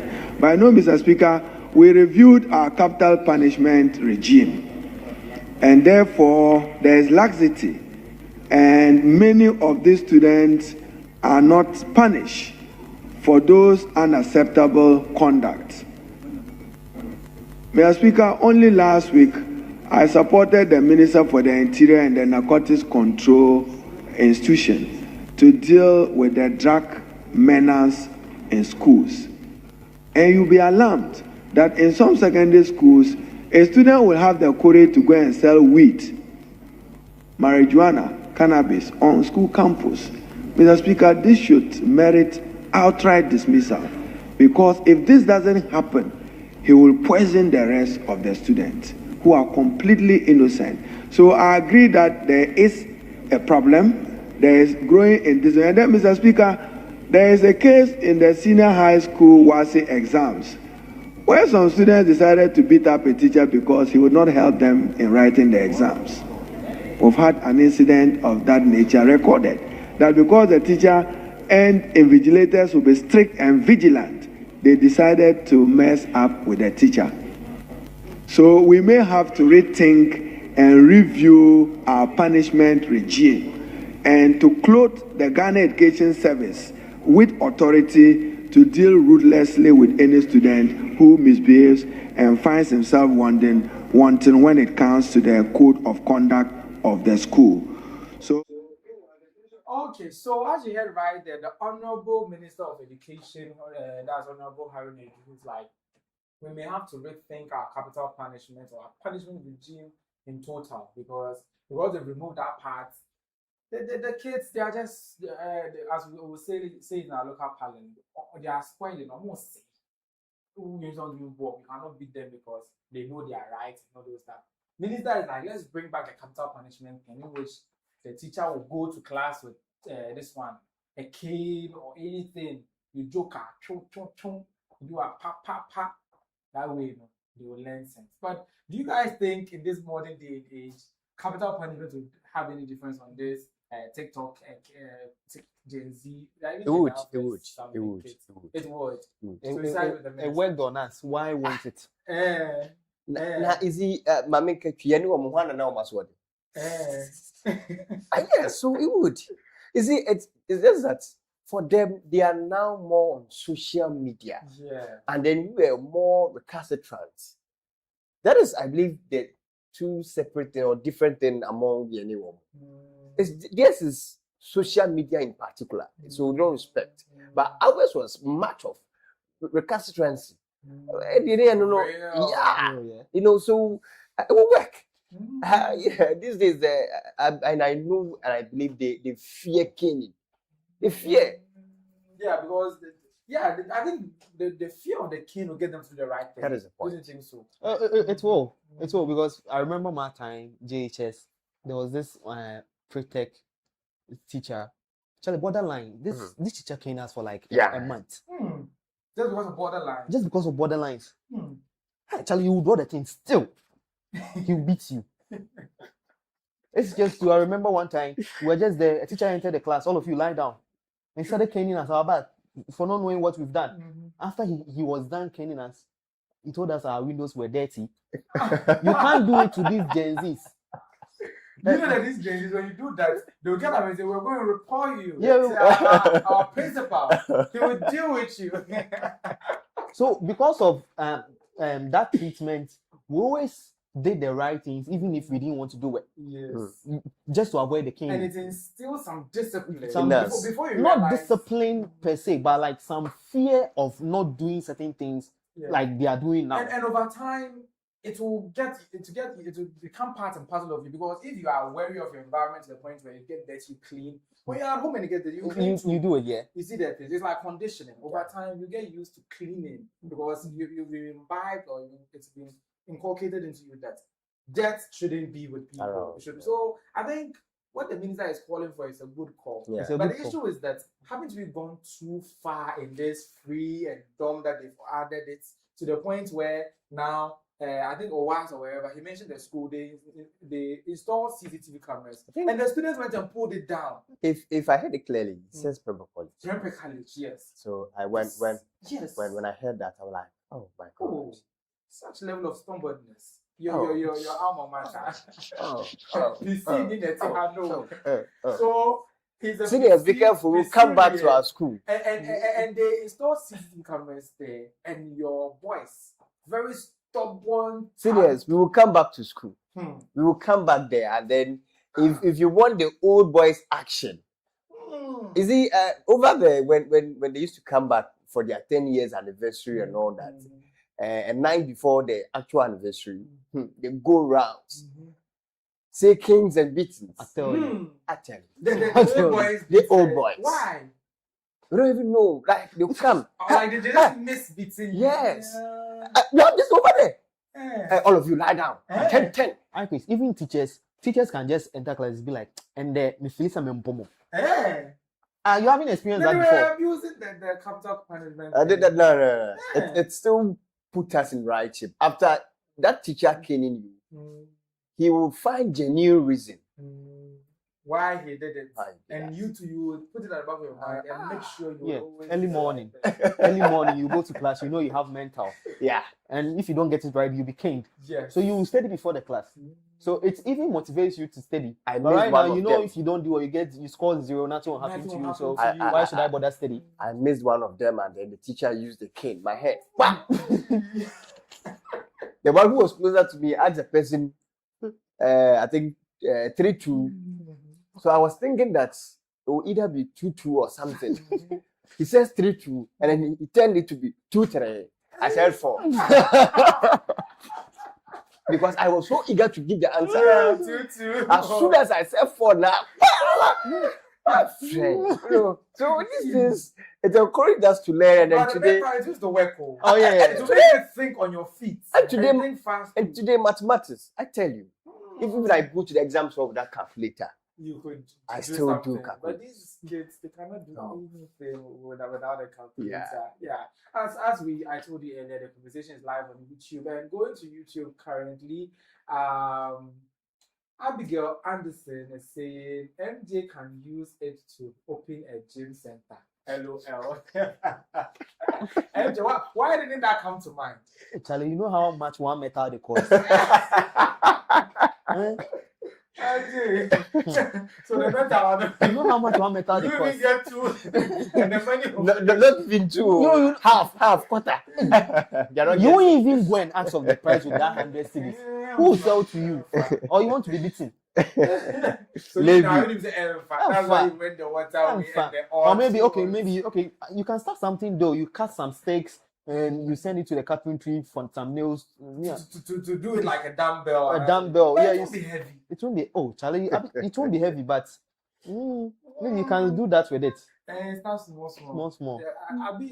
But who will patronize that? Yeah, that's the thing, because I think when your facilities are good, that's when people pay you a token to use the gym. But I don't know. She just thought because of how you are so into this gym life, that would have been your first thing. Somebody is also doing NGO. NGO with harness in it. Challenge. This girl. Who that Echo is saying at this point, Yoko should start investigating that girl. Because what you say, was price and way. Yeah. How can you say you start an NGO with 100 citizens, yeah. We will not investigate you, we will arrest you. Yeah, because the name will We arrest you. We don't, what is investigation? We come and arrest you. Is it the current government? What kind of that? It says that Yoko. So why you saying Yoko don't they investigate before they arrest? Yeah, we arrest you. Oh, they will investigate and they will get to the bottom of it. Moving straight, we just spoke about young ones, kids, people under education and all those stuff. Particularly, this next story talks about somebody who's not necessarily a kid, but he looks like one. See that thing? What next story, by the way. Moving on to my next story, the popular Ghanaian Kumawood actor Don Little has come under the microscopic criticism of a parent or an adult who feels that a role that he recently played, and he posted a snippet of it on social media, didn't augur well at all, because they felt for his looks and for who he is portrayed to be and what he stands for, certain roles shouldn't be given to him. Like, why in the world would somebody like him, according to the person, be given roles that portray drinking, prostitution, money, like very certain criminal kind of portrayals? Because according to the person, a kid may see it and think, like, just maybe because it's not everybody who knows that the actor has dwarfism, right? It's not everybody who knows that. So Don Little has dwarfism, and it's like the parent is like, they shouldn't be casted for roles like this.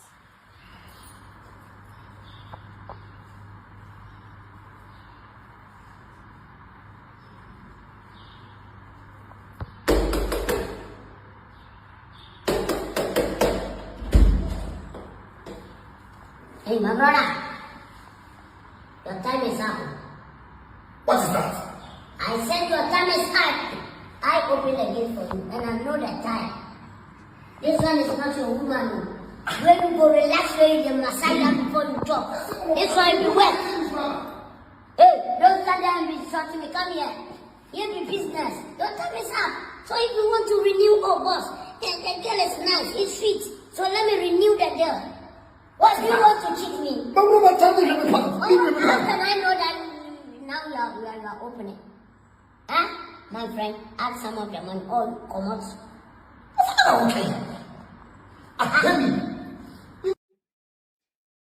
Okay, so as you saw right there, Don Little, the dwarfish Kumawood, I don't know why I'm not currently adding it as an adjective, but that's the word that the parents use. You could pick him up very soon. But okay, so let me use this word.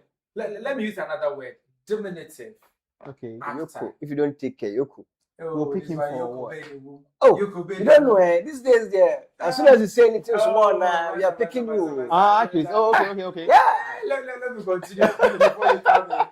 The diminutive, talented Kumawood actor, he was portrayed as somebody who drinks alcohol. He was holding one. He also smokes, and he also runs a brothel. As you saw right there, he was saying they should renew the girl. You know what it means to renew a girl within that register, right? So according to the parents, and I read that what the parents wrote should be rolling on the screen as I read this particular thing from a parent called Samuel Ferran Otu. He said, "It is my wish that movie writers and producers make a conscious effort to avoid portraying actors with dwarfism as characters who are seen smoking or drinking. I had to explain to my curious son that the actor is an adult but has dwarfism, which affects his growth, blah, blah, blah, blah, blah, blah. You all know the blah, blah in between. Here, he was saying, why is this small boy smoking, which is not good for his health? At least I was happy with the knowledge that smoking is bad, but dwarf na beer na cigarette and so then stop rough, and I say jai rough. That's what basically the person wanted to write. And according to him, his son knew that a small boy drinking alcohol is very bad, and he had to educate the son that This is not a small boy. This is an old man who can even give birth to you if his thing is working.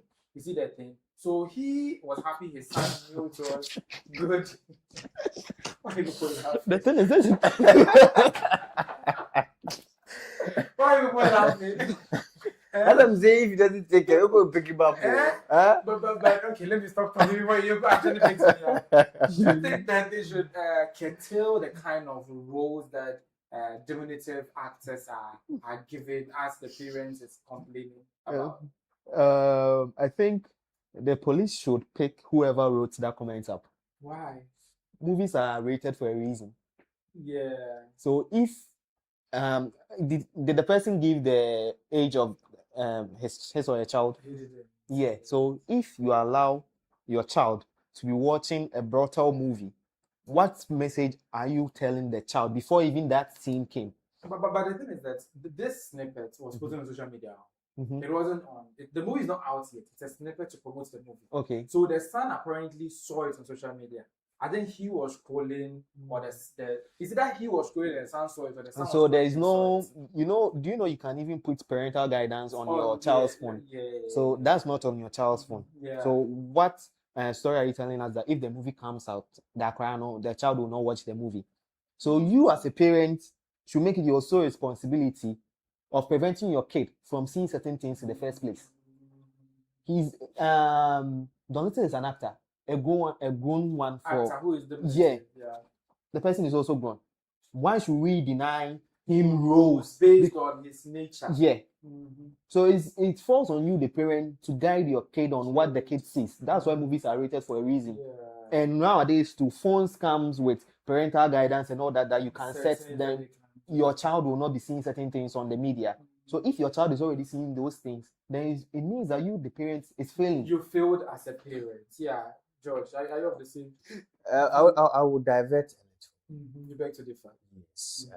With regards to the fact that these days, I'll pick from GHS 1, Primary 6, GHS 2, GHS 3. These are not that small people. They are at least 12 years, 13 years, 14 years, of which I believe some of them, their mentals have not developed yet. I side with the parents at a point, because looking at these people, if you are not taking in consideration his or her son, but taking in consideration of these people have given their age bracket, they have their own phones that they screw here and there. Of it, their parents don't have control over these phones. So you can actually have control over your kid's phone. And I'm saying these ones that we are having this day, they go to school or if it be susu or no to susu. They will buy it by themselves. Yeah, but if they buy by themselves, the parents can still regulate it. Or they will take the phone and put the parental guidance on it. They lock it. The next day different lock. The next day different. It's not about locking it. Like you put the parental guidance. It limits the kind of content that your kid is able to do. How do you even do that? Maybe the parent doesn't know. But it doesn't also mean that we should be limiting roles given to such people. That's what I'm saying. I side at the part with the parents, because looking at these age brackets I've given, these people, their mindset is like, as soon as they see something, they want to try it. Who's said because of TikTok, you want to try that. You've seen that there's some kind of preparation, you want to try that. So as soon as they see this, so children can even smoke. Children can even drink. Then let's try. So we have a bar here. You see, that kind of commitment to do it or to try it out I believe, is a father's problem now. Despite the fact that we cannot limit the rules given to them. But he believes that at a point we should just look into it, that these people are all on social media looking at it. So if you want to play it well, let's do well that these people, we sideline them, because definitely they have other abilities to play different roles. Roles that they can play. And also they appeal to kids a lot. I think Dabo, John Little, Akim Popo, all the other dominative actors, they appeal to kids a lot. They love to see them. I think it makes sense for them to be limited to some extent. Because I hope you guys watched Game of Thrones. the dwarf inside. Yeah. Look at the role that he played. Mm-hmm.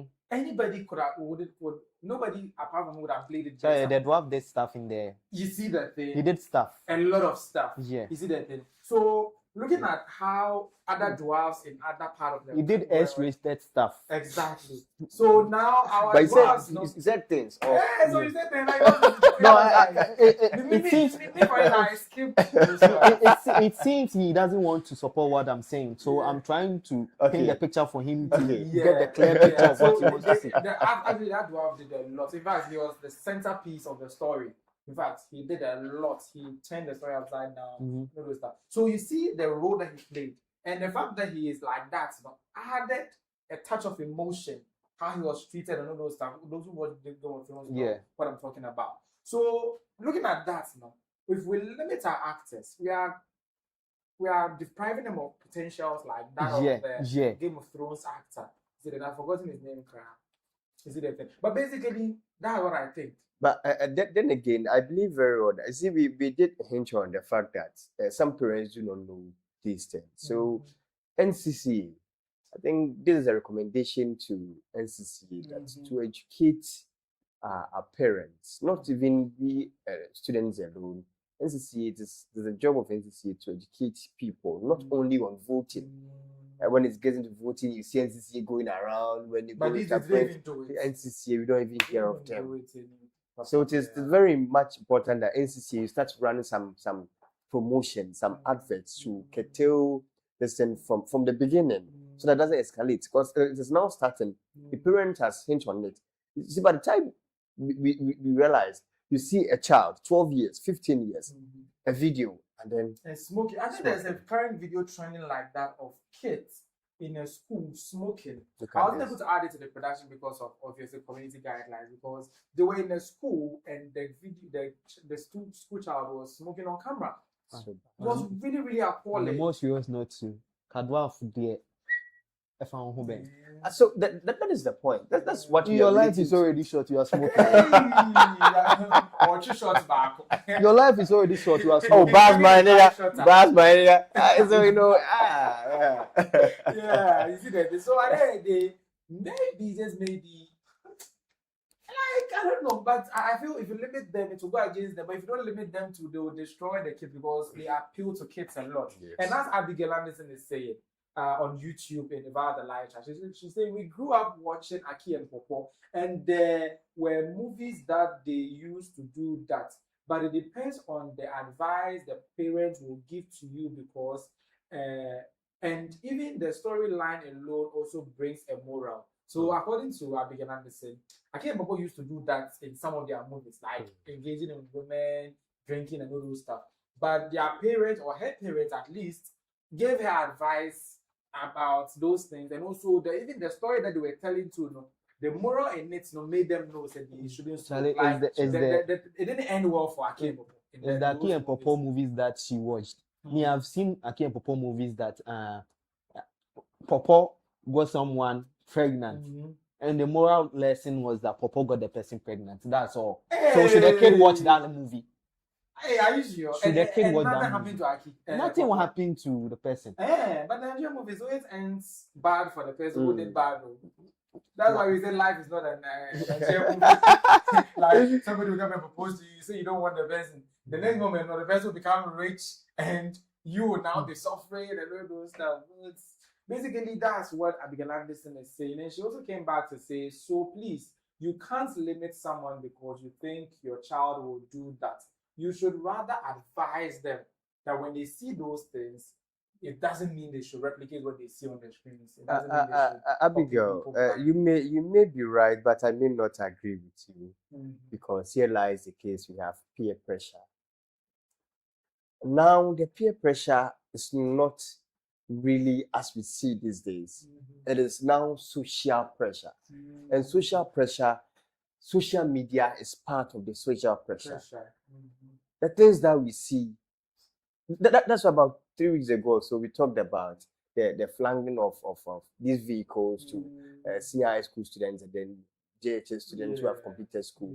You see, things that we see sometimes hurts us. or makes us better, or destroy our livelihoods. So, Abigail, you may be right at the part, but with this, we need more education on it so that at the point, me when I'm speaking, I just look at the greater part, because let's say when there's an effect and doesn't affect the small aspect of it. When I'm speaking, I don't speak for those people that affect, because their number is so meager that you can't take any decision on them. Yes. But if they affect so much, then I have to speak on those people and leave those that doesn't affect, because for those people don't need you. Yes, so it's very much important. Yeah. Going straight to South Africa, my next topic is about their president, that's Cyril Ramaphosa. He was on a planned, or he had a planned state visit, I beg your pardon, to Ghana, which was, they used a very diplomatic word. It was bilateral. They said it was postponed or something. Yes. But in essence, they stopped him from coming to Ghana because of what they did to 40-year-old Bashiru Ishaq. The government says the safety of its citizens require urgent attention first. The decision follows the death of 40-year-old Bashiru Ishaq, an incident the government of SA has strongly disputed. The government of Ghana has declined South African President Cyril Ramaphosa's planned state visit, which was scheduled for the first week of August 2026, citing concerns over the unaliving of Ghanaian citizens and ongoing xenophobic attacks in SA. So Cyril Ramaphosa has been refused a state visit to Ghana. And I support it with 100 bags of cement, just cement, by the way. But looking at what happened and the fact that we have to evacuate our people, one of the evacuees is doing well. He's doing well. You remember that guy who said a lot of money, whatever. A recent video of him has emerged like that. So what I'm doing three lines. I'm doing three lines, you understand? And don't forget, I told you that I'm the fastest hairstylist in Africa, in Ghana, you understand me? Representing Toros City. You understand me? Uptown Energy, 1632. You understand me? I'm the fastest. As I told you, don't forget I told you that I'm the fastest. You understand me? Yeah. This one is three lines. You understand me? Yeah. As I told you, you see this hair was natural, but now I tend. For those of you who don't remember him, we spoke about him during the evacuation. Take a look at this video of him when he was returning from South Africa. And your ministers and your leaders, God bless you. We wish you long life and prosperity, because your children, you are suffering. So you remember him. I just wanted you to have a glimpse at the guy that I was referring to. It was very funny. That video, you can find it somewhere. You were saying a lot of things. But basically, we refusing their president's visit to Ghana. Your thoughts on it quickly, then we'll move on to the next issue. Yeah, I think it's the right thing the government did. Because there are issues in your country you are not done fixing. Why do you even want to travel in the first place? To come and do what here? Yeah, to come and do what here. Or do you owe us an apology that you are coming to apologize? The apology they owe us. They owe us some. But you didn't do the right thing whilst we're in your country. They are coming because of the benefit. Come to do what? Oh, yes. There's a lot of benefits. So Charlie, he should be there in associating with us. Yes, with the gold mines at Takwa. Yeah, because their lease are saying we shouldn't renew. I think their lease will be done will go off in August or by the end of December. Yeah. And then the government has said that for renewal based on what you are doing before we do so. So I believe it is part of to do diplomatic relations to renew for its citizens. Then if that they shouldn't even come. No. Because this time around we are not renewing. Oh no. I don't think it will be renewed. Honestly. Oh, Master, they shouldn't. We have big mining companies like engineers and planners, other people. The way that I say engineers and planners, look at his face when I was saying engineers and planners. But Charlie, they hear this one too. They don't make you relax. Go finish, then the guy in here the pain now.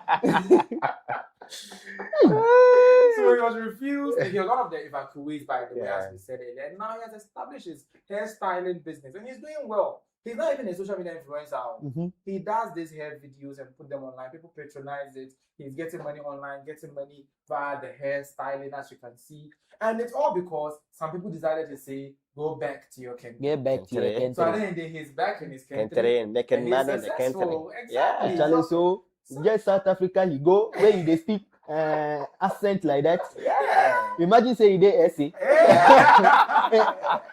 The you. Yeah, the you know. Not yeah, the essay with the you know. Hey. Because somebody is English is very. He's back in his country and he's speaking accent. It's not being. But don't you think that this is blessing in disguise? Now yes, he's back in his country. He has a livelihood. Yes. Now because of his social media, when he came, he did that video. He became popular. They granted him some interviews. Now he's on social media doing hairstyling. He claims he's the fastest hairstyler in the whole world. Charlie, that one they make you relax. Make you relax. No, it's another way to promote himself. Yeah. So Me, the video I was watching, and I was actually scared. Even if I want to do. I want to braid. I won't go to him. Why? My head will pain me. Oh, I'll have a headache. Just because of that. It's scary what he's doing. It's scary, but what can you do? He's now a celebrity.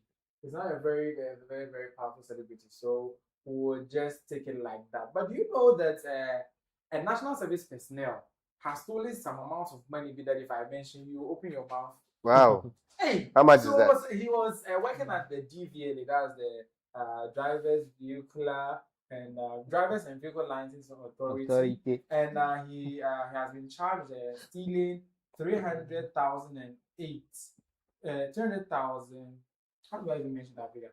308,300. No. Is it 3 million you're saying or? No. 300,000 and 8,000. How? 308,300. Good. Hey, radio people. My numeracy teachers. You go back to your country. You go back to your country. My country. 308,300 through unauthorized mobile money transaction. It even is called whole. There's a lot of money there. Ebenezer Gatti, a national service personnel at the DVLA, was charged with that. He pleaded not guilty to the stealing before the Accra Circuit Court and was granted 100,000 Ghana cedis bail with 3 sureties. Prosecutors allege he transferred funds from DVLA administrative officers' MTN merchant account to his Momo account and reportedly spent the money on rent, a Hyundai, Elantra, electronics, furniture, and his siblings' school fees. Yeah, his siblings' school fees, very necessary. He has been ordered to report to investigators twice weekly, with the case adjourned to 4th August 2026, according to City Newsroom. Now, you went there to do national service. Those who just graduated, they're doing national service. Yeah. You, whatever, Ebenezer Gatti, you went and stole over 300,000 Ghana cedis. He used to go and buy electronics in Lantra and all those stuff. So, what's your block? Yeah. But he did one thing that was very commendable. He used to pay his siblings' school fees. The future, he's used to secure the future of his this one. So next time when he goes to jail and the kids graduate, they can visit him in jail and console him or something. What do you make of that national service person and what he's done? I think it's not of something good we should speak about. It rates society. It rates country, and it's a no for our country. These things, when you go to China, when you go to USA, when you they'll put you at the back door. They will lock you up. And we'll deter other people. But in our country here, we will use the law so well that we get good lawyers with money to, yeah. I don't say that they are being lenient with him. But that's not guy. Oh no, it's a legal process. So let's see how. But talk less of what you're saying here. How was he able to have access to that amount of money in the first place? They said it was on a merchant SIM. And how was he able to have access to the phone? So that means maybe he knows IT. Knows IT. 170 IT. Well, I don't know, but there's a so that means maybe he was left in charge of that amount as a service personnel, and he was in charge, and he was not being supervised or well supervised. Yeah, well supervised. Because he's been paid 715 as allowance, and if he can access 300,000, even me, I'll be thinking twice. We shouldn't justify stealing, but that home krama in Kanipa, you get it. You are paying 715, 300,000, 300,000, Charlie. So it was worth it, It wasn't worth it. He has been caught, so it wasn't worth it. He has been caught, but he knew he would be caught because mobile money transactions are traceable. And if you transfer money from a merchant SIM to a personal SIM, you go to internet. How can you also be that dumb that you transfer money to your own SIM from a company's phone? Maybe he didn't know. He thought after transferring, the MTN will not. You know, when you go to MTN with the police, this one report, you can get all your transaction history for the past year and also whatever. But that should also say that that branch of DVLA is not, working well. Because I'm sure he didn't steal it as once. It was something continually he was transferred it. So I'm not sure of. There's a daily limit. Yeah, daily limit. Yeah, it's true. Because daily limit can never reach 300,000. Yeah. No, it depends on what you're doing. Yes. I've been in the business before, mobile money business before. Depends on your capital and the documents you submit. You see, there is a cut-off. I think generally it's 200,000 or so. 200,000? Yeah, I think so. Wow. So if you want to go higher, you go to the office, you prove with bank statements showing how you keep money in your account, how money flow through your account. And they will increase it. They will increase it as to how you want it. Wow. So if it was transferred once, I believe that they've increased it because it is a government agency. They know that definitely money will come through. Money will come yes. through. But I'm not sure he will transfer it once. Well. Yeah, because he can't have the bank statement that you're talking about. I mean, even about they, the bank they would statement. have done it already. Yeah, because but it's an agency. It's not like when he was done stealing it, he left the place. Are you sure he didn't? No. Because somebody who all of a sudden National Service has bought an Elantra, Hyundai. She has bought electronics, TVs, those stuff. It will be suspicious. Yes, we will get. So I think he would have left because my National Service personnel cannot come penniless and be driving Hyundai. You see that thing. So I think he left, but they had to trace him. What happened. Moving on to my next story, and Finally, it's not as though we're waiting for it, but Trica has finally been extradited to the U.S. after a long legal tussle and battle to be precise over who's supposed to be extradited, bring your evidence, then interview. We now Bemo Captain Smart to ask all the questions that he should ask. Oliver Barker-Vormawor too, his lawyer too has been very loud and all that, giving us updates and little stuff. They went back to court over the week and the court gave clearance for him to be extradited. But the lawyer, Oliver, said they would take the case, they will appeal the case again, and they didn't even have the grace to appeal the case. When they were in the process of put through the appeal, and they were hoping that the principle of habeas corpus would let them keep the man here for them to go through the legal process. Because at the end of the day, when the court declared that he should be extradited, they quickly nabbed him, picked him up, took him to NIB, the National Investigations Bureau or Bureau of National Investigations facility. And since then, according to his lawyers, they haven't heard from him. So they had to apply for habeas corpus for them to, and they see their clients. He was not given access to any legal representation, he was not given access to anything. So they had to pull some strings, try to appeal the thing, and all those stuff. And when they finally went to court, the day that they went to court, the previous day, apparently, he had already been extradited. And this is what the lawyer had. Hello. Mommy, any comments here has been extradited? What's in your course? But you've heard your clients have been extradited. Any comments? Okay, let me call you back. That's what we heard. It's in the media. We've not gotten any press release by the official, be it Ministry of Interior or the Judicial. Ministry of Justice, that's the Attorney General's office, so we don't know. But I mean, if it is so, there's a travesty of justice and a disrespect to our judicial system. That's all I was saying. All right, thank you. So the lawyer is like, he's not even sure his client has been extradited. But if it's so, it's a travesty and this disrespect or an how do you even call it, an affront on our legal system, because they are still going through the judicial process trying to probably get a better resolution or something like that. So he or they think he should have been held until those hearings are through. Other people will also say, no, you are just playing delay tactics. You want to use another 3 months again to drag an appeal. Now then they will give the same pronouncement again because all this, some people are saying, if you are innocent, go and answer for your innocence. If you are innocent, when you go, they will know you are innocent and you'll come back peacefully. Other people also accusing Captain Smart of being a traitor after he granted an interview to Trica, and he had this about those people blaming him. Trica name case. And the lawyer can say, no, money, the client, ready, and yes, you for granting interview and the case in court. And I will hear comment section so I can't afford to say, one or buying now my SPD application. And then I'll offer Menya court, 1. Number 2, Menya lawyer. Number 3, Menya Mejuan is a journalist. Next question. Okay. But on one will like on one about for interview and I said, Menya Mejuan as a broadcaster. Next question.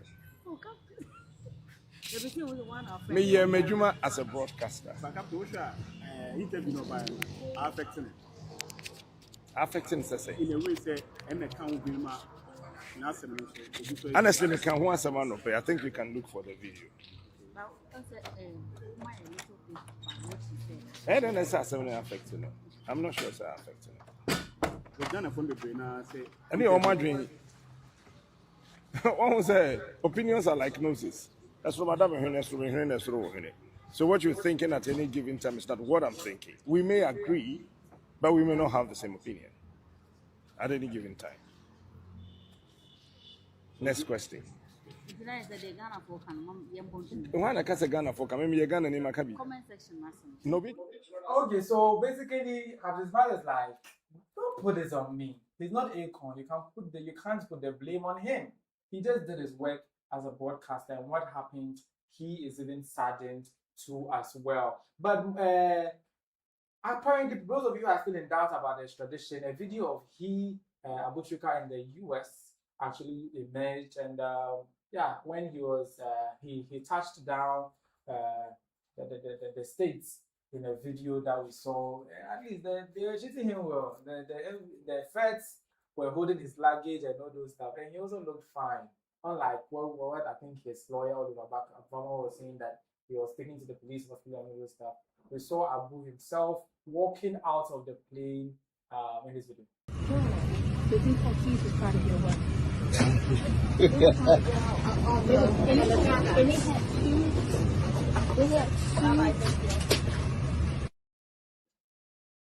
Okay, so as you saw him right there, that was Abu. Yeah, the feds were guiding him left, right, center. And at this point, we'll take a look at the overlays where the lawyer of Abu Trica, Barker-Vormawor, was making some very profound statements. He calls it address to the wind, what the court refused to hear, in a very long statement that he made on social media. In the slide, you can read it for yourself. For want of time, I cannot read it, but when you read it, you realize that the court really did him dirty. He also came on to write something short that I can read this one. He said, "We have made mockery of this justice system. We have removed the Chief Justice in vain. If we intended things to stay the same, shalom." So he's very, very disappointed in what happened, and at the end of the day, he's not having it. In the final video that I'll be playing from Barker-Vormawor, he was also reiterating what Abu has been saying over the years. He is not involved in any 8 million scam. It was just a few thousands of dollars that he was made to clear, and at the end of the day, now they are inflating money, claiming it's 8 million, it's that, it's that, and that. If it's not 8 million now that you're in the US, maybe you should prove to them that no 8 million ever came your way. Is this too hard to ask for? Notorious fraudster arrested. These are the things that we have challenged in court. Again, I do not hold brief for Abu Trica. Right. An FBI individual comes to him and says, "Hey, I get some cash. Can you help me find some bank account? I'll give you some of the money." He also goes and finds somebody's account and says, "Okay, this is an account you can transfer it into." And then they give him part of the money, $13,000. How did this 8 million come from and where about? How did this 8 million matter come from? That's the same thing that Abutu said on Captain what? Smart's marching.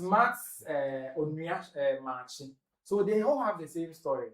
But the issue is that if you have a very good story like that, innocent story like that, go and prove yourself and answer the one, because we are all in this country in which Thomas Partey is in the UK trying to prove his innocence. You can also go to the US to prove your innocence. I don't see any beef in all this. In fact, we know that 90% or 99% of the extraditions end up in what? Convictions. But the truth of the matter is that we're all in this country when they extradited that Joe Remix. He himself have come and said he is guilty as charged. So if the Abu is as innocent as we claim, maybe we should also let him go and prove himself innocent. Talking about innocent people, other bosses saying they are not bringing back our Ken Oforiatta. Why are they taking those parts? And I think I'll leave that part to what do you call him, George. People are saying if they are not bringing Ken Oforiatta, which we shouldn't take Abu Trica to them. What do you make of it? I believe this morning I was speaking to with my colleagues, and I told them one thing we can do with the constitutional review we are looking at the moment. We can also have it clause in the constitution as part of the review. You go to the Russia, it is stated clearly you cannot extradite its citizens to your country. Even recently, one came and misbehaved here. We couldn't do anything. I think Germany also has the same thing. That is it. And with the one or where we are been extraditing people to, with them, it is not easy to extradite people from that. Although it is not enshrined that it is not allowed to extradite people, but the process you go through before you can, and even if it is possible. It's really, really this one. And we're here in a country that we had a news that since whatever years that have now been able to bring just one person to our country. But they've been coming here. They're picking them, I think from the past 4 years going, they've picked about 10 people. So and some have even served their sentence. So we must be real on our constitution. So if we can inculcate that in it, so that at least it will cater for our own selves. Rather than always being at the bank and call of the U and S. Charlie, setting up something that will cater for our own selves, does it also mean we should encourage fraud? We are not encouraging fraud, but it's a mutual respect. If you believe that it is so easy in my country to extradite people, but in your country you believe that people have made investment and as such cannot be extradited to other countries, then it's an insult to the other opponent. Because those people that you are saying we are encouraging fraud, they're also making heavy investment in our country or in his country. So we have all the right to also protect that person so that their businesses also live. We are not encouraging anyone to do fraud, but it must be a mutual ground for communication.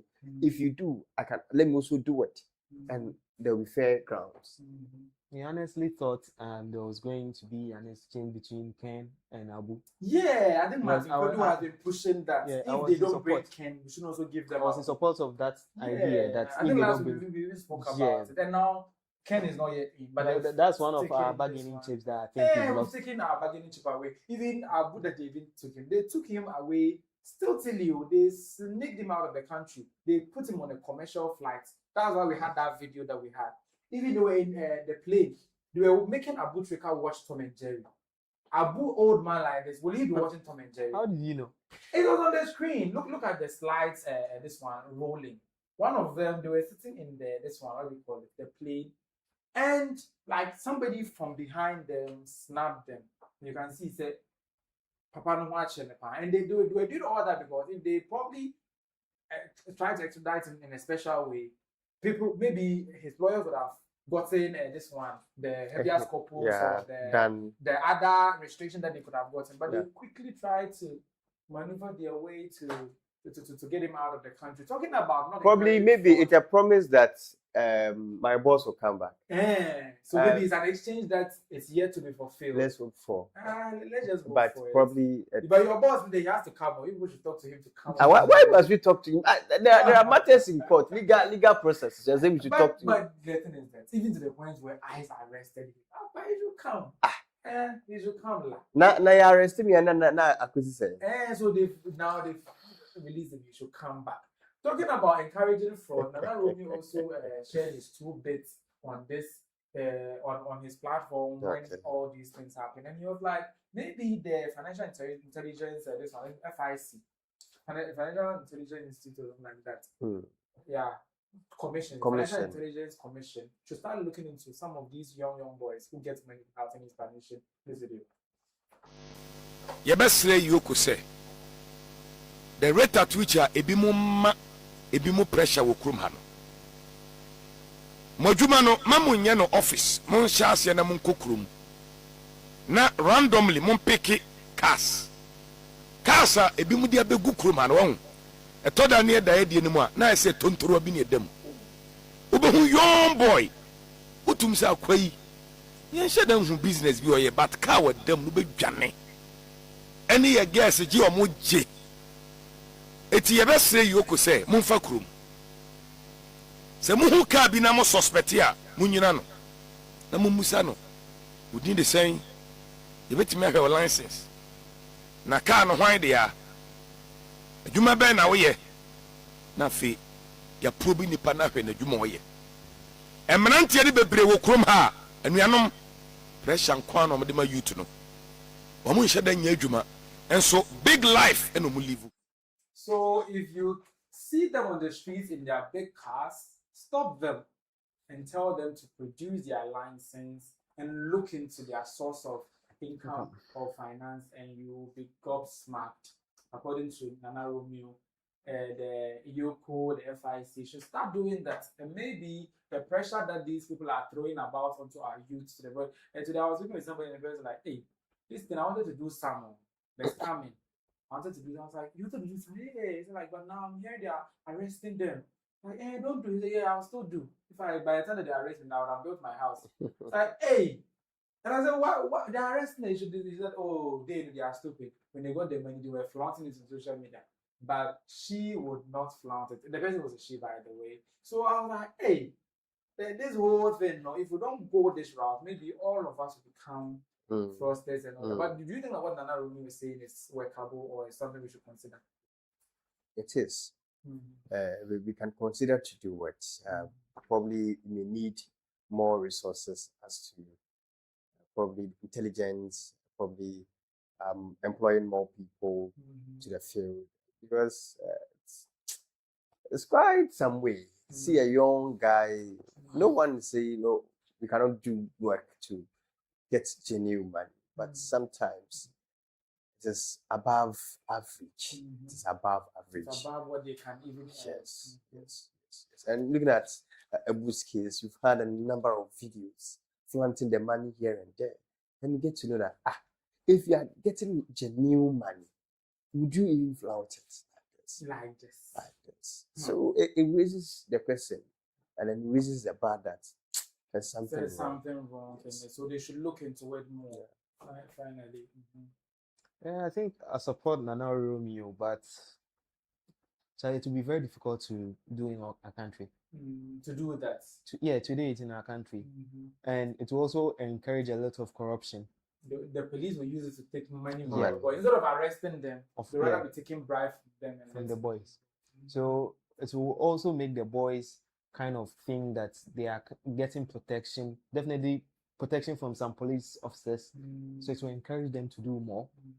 And then they will end up destroying having the snake effect. Yeah. You remember the snake effect that I told you about the last time? I think the British government noticed when they were colonizing, I think India, realized that there was this cobra problem in India, right? Cobras were all over the place, biting the windows. So they decided that now, if you bring a dead cobra to them, you get money, right? So it was to encourage people to unalive these cobras so that the population of the cobras will reduce and the bites will reduce. And do you know what happened? Now the Indians started rearing cobras. So they will get the cobra and rear it to produce a lot of offsprings, and they will now unalive it and go and present it to them. And so over time, they now had more cobras in India than they ever even had. So something that they introduced to solve a problem ended up causing more exponential problem of it's a Herculean task that they had to go through to now mop up the whole system. So it's good he's saying that, but doing that to other sides of cause another cycle of corruption, and it may not augur well for all of us. Talking about corruption and what is happening in the country, I'll move on to our next story. Our president had to be stopped on the way, and his convoy had to be stopped. Actually, it stopped on its own due to an accident, and the video has been trending on social media. We'll share our thoughts on it after this. So I don't know what's happening on the Mahama Road, Airport Hills, but for some reason, after whatever happened, and then they pushed the vehicle. I don't know if you can see the vehicle in the video, and then they pushed it to the side, right? And shortly after, there was a motorcade coming through with state official. You see the crest, the government crest and everything on the vehicle, and I knew Mahama was in it. And guess what? Mahama stopped! This man is a gentleman. Gosh, see him. The president was on his way home from somewhere, and he saw that the accident had happened, and then he stopped. See him. This is Mahama. See him right there. Mahama stopped. Oh my God. Oh my God. Oh my God. Oh my God. This man is surely a gentleman. See him. See him standing right there. Do you see him? Do you see him? Do you see him in the brown? Do you see him in the brown? So apparently he was on his way to the Jubilee House or Blackstars house, and there was an accident and he stopped for what is. You heard all the details. But my problem is that why did he stop? To do what exactly? Because as a president, your security is of topmost importance. Imagine they abduct him, a sniper or anything. Like you just imagine the worst. And let's say the accident was just a cover-up or a distraction to get him to stop, because we know the new Mahama, or Mahama, as we all know, has always been down to earth. Those of you saying in settings and fully, he's always been like that. He's always somebody who tries to come down to the level of the people. Look at the way he communicates, look at the things that he does. So that one is usual of him. But my problem is that is it his job, even to the point that he came out of the car? What if they did that, this one, and knowing very well the man he is, he will come out and the sniper was somewhere and bang, all that happened. Because it's very risky. And he even came out, he could have told his boys that they should go and check the accident or they should go and help. Whilst he sits in the car, so that in case of anything, he will maneuver his way out. But he has come out. It doesn't make sense to me. It doesn't make sense to any of you. That is what we say. This is what we call political score. Mama wants political scores when he's not going for an election. Isn't a party going for an election? But he is not. But a party is going for an election. In our country, it's not about the president going for an election. It's the party itself. That goes. So he's scoring points for his party. Yes. With the accident and risking his life. That is the point. Because I just gave you a scenario in which that the accident could have been a setup. And they know he will stop, looking at the kind of man that he is. And he even coming out was the worst. You see, we have a number of things that as a president you can do. Always, your security is so much important that we must protect you in anything.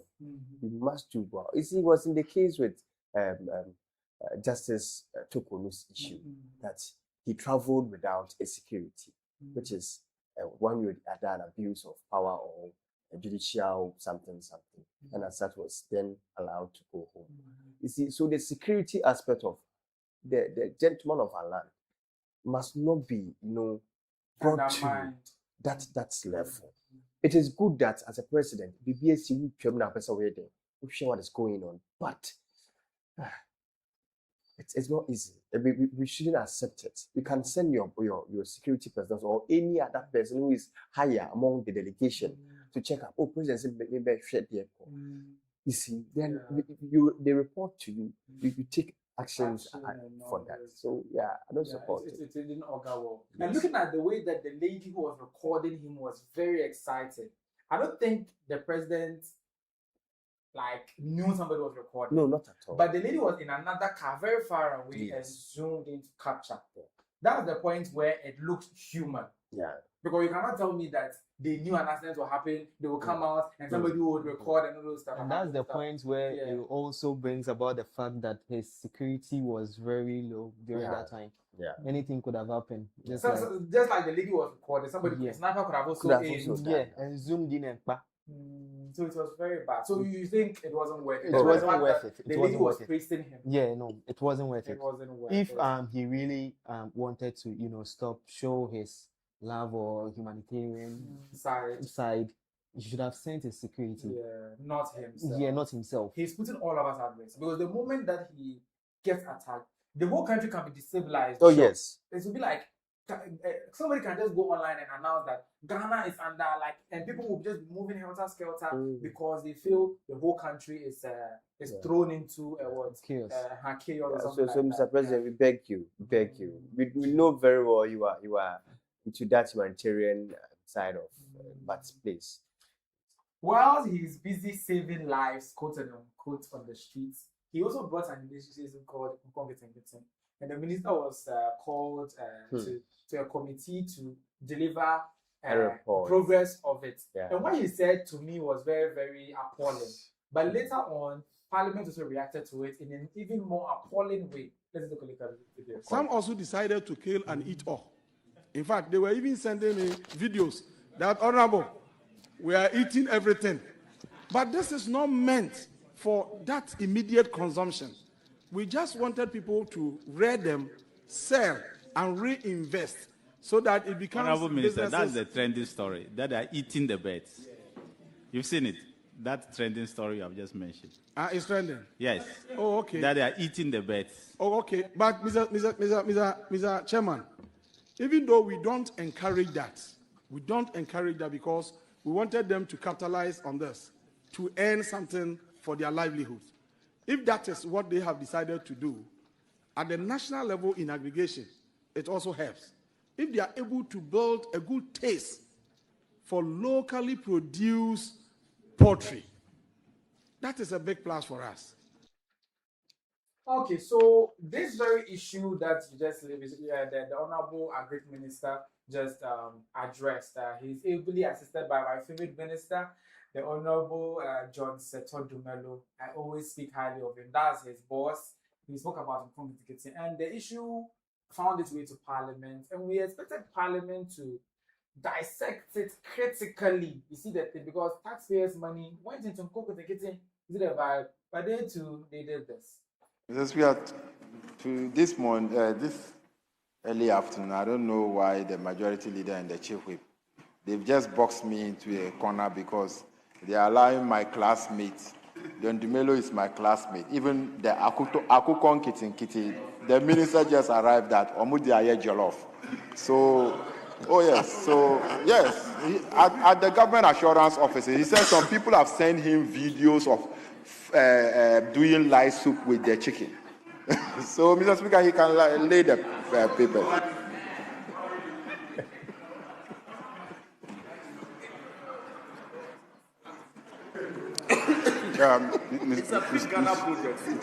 Mr. Speaker. Yes, leader.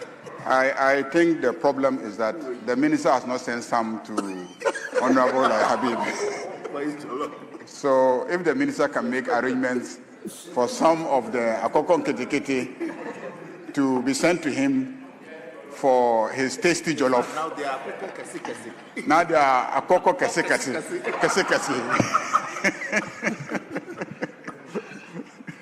Yes, Honorable Deputy Minister, kindly do as the honors. Okay, so as you heard right, the Nkongeten have become Akoko Kesi, and now we've used it for jollof. But that was not the earmarked result of Nkongeten. You told us you're going to use it to raise locally bred fowls to substitute imports of these. For import substitution, we are told. So if it is happening this way, I think it's appalling. And the ministers, the parliamentarians, everyone should have treated it with a pinch of salt or with a very critical, this one, you see that thing, you chop it, they will let you pay for the money or something like that. But it seems they are treating it too lightly. And it's not sitting well with me. John, is it sitting well with you?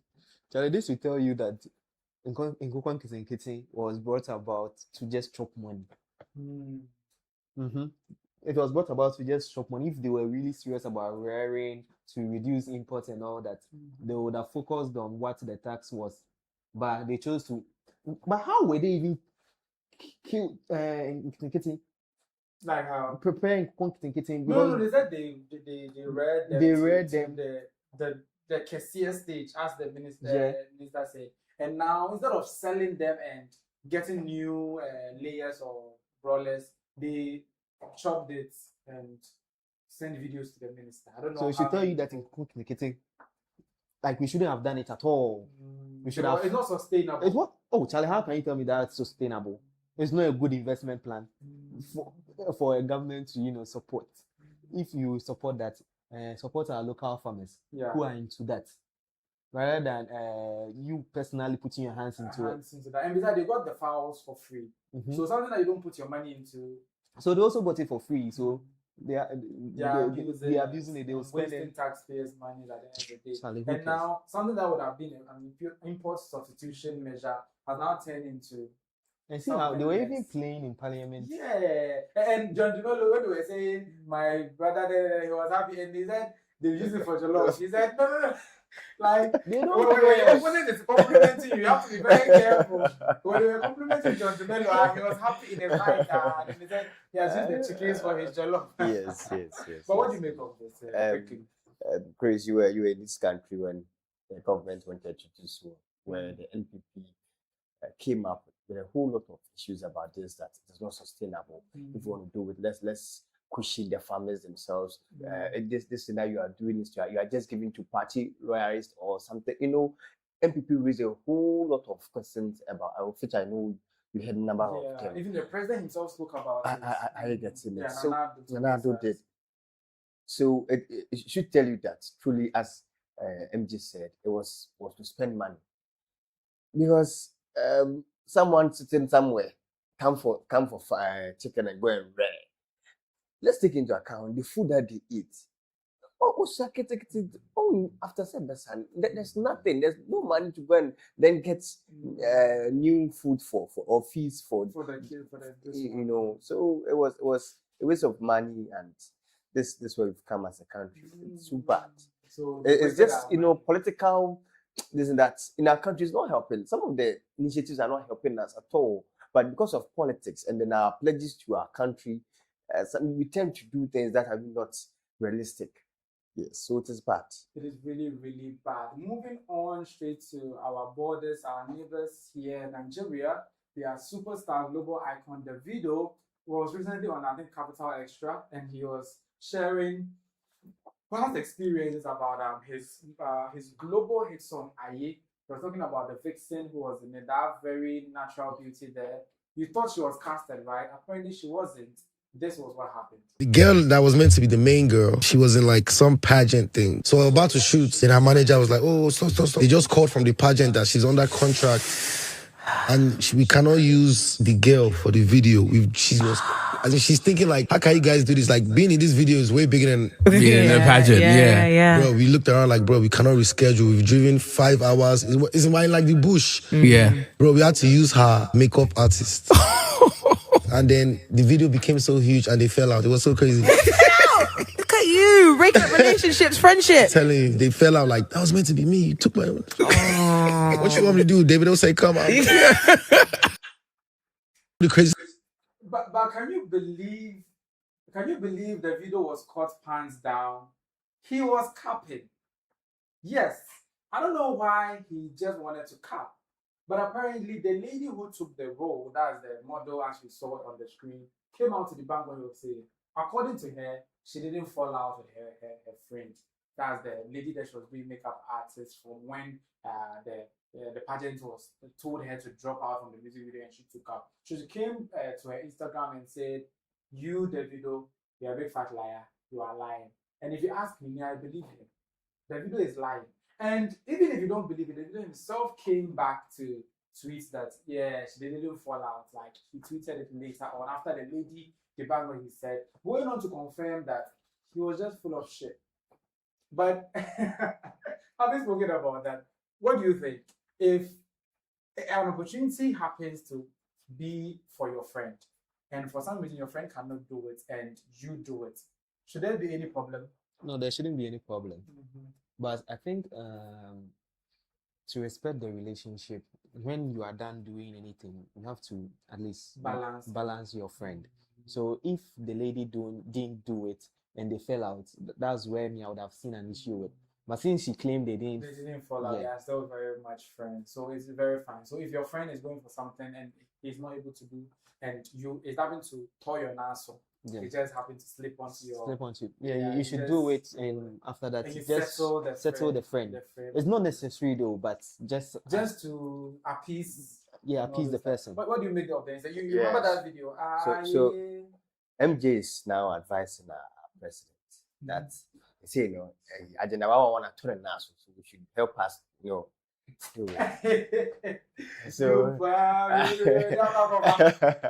as I said, it's so real that if one can do it and then one can assist, let's do it. But the benefit will come. It must come for two of us. Don't just take it as something for your own.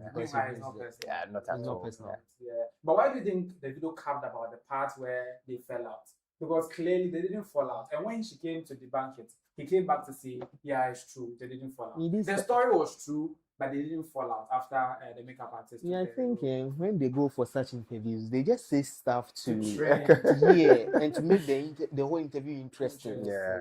And the way that he even said it was a good ending of a story. Like, it was a perfect climax. They fell out, then like when he added some, and you took my role, he's an actor. Nobody should award him. But the way that he was saying it, I almost believed him more. I almost believed him, not knowing he was full of shit. Moving on, talking about friends taking people's roles. I'll move on to my next topic, so I should be centered. Friends taking people's roles and all that. Our very own local superstar, Screen Goddess, Screen Candy, everybody loves her, is telling us that we should always make way or make room for disappointment in this video. Now, so that be I can say, no matter how you trust somebody, you must leave a little space for disappointment. It's as a nipa dear, said the nipa tie bia, a nipa yaho funo, a nipa yaho aometse, a nipa dako pena na junaiden, asasa everyone. A man who bisa won send bebre. One share na okra ubu attain, and na ubu bonfia. Pepacho first of all, love yourself, love others, trust, but leave a little space for disappointment. They have been to me, I can't tell one.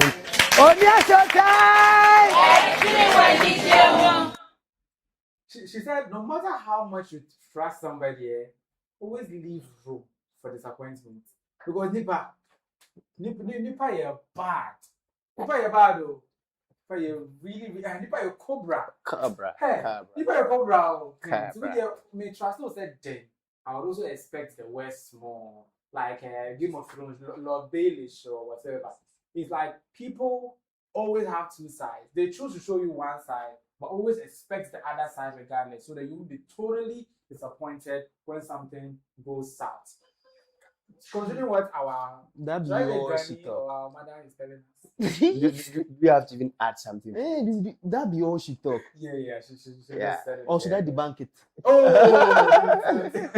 yeah, that's so. Moving on to some good news. The World Cup, we're out of it. That one, that way is so. And that's good news for you. I just said moving on to some good news. So and you said the World Cup, we're out of it. No, I'm building onto the good news. On the World Cup stage, we got the spotlight, not through just the Blackstars, but through people who represented the culture.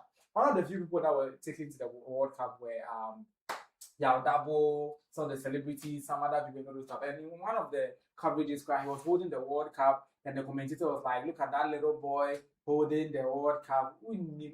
That old man was only a little boy.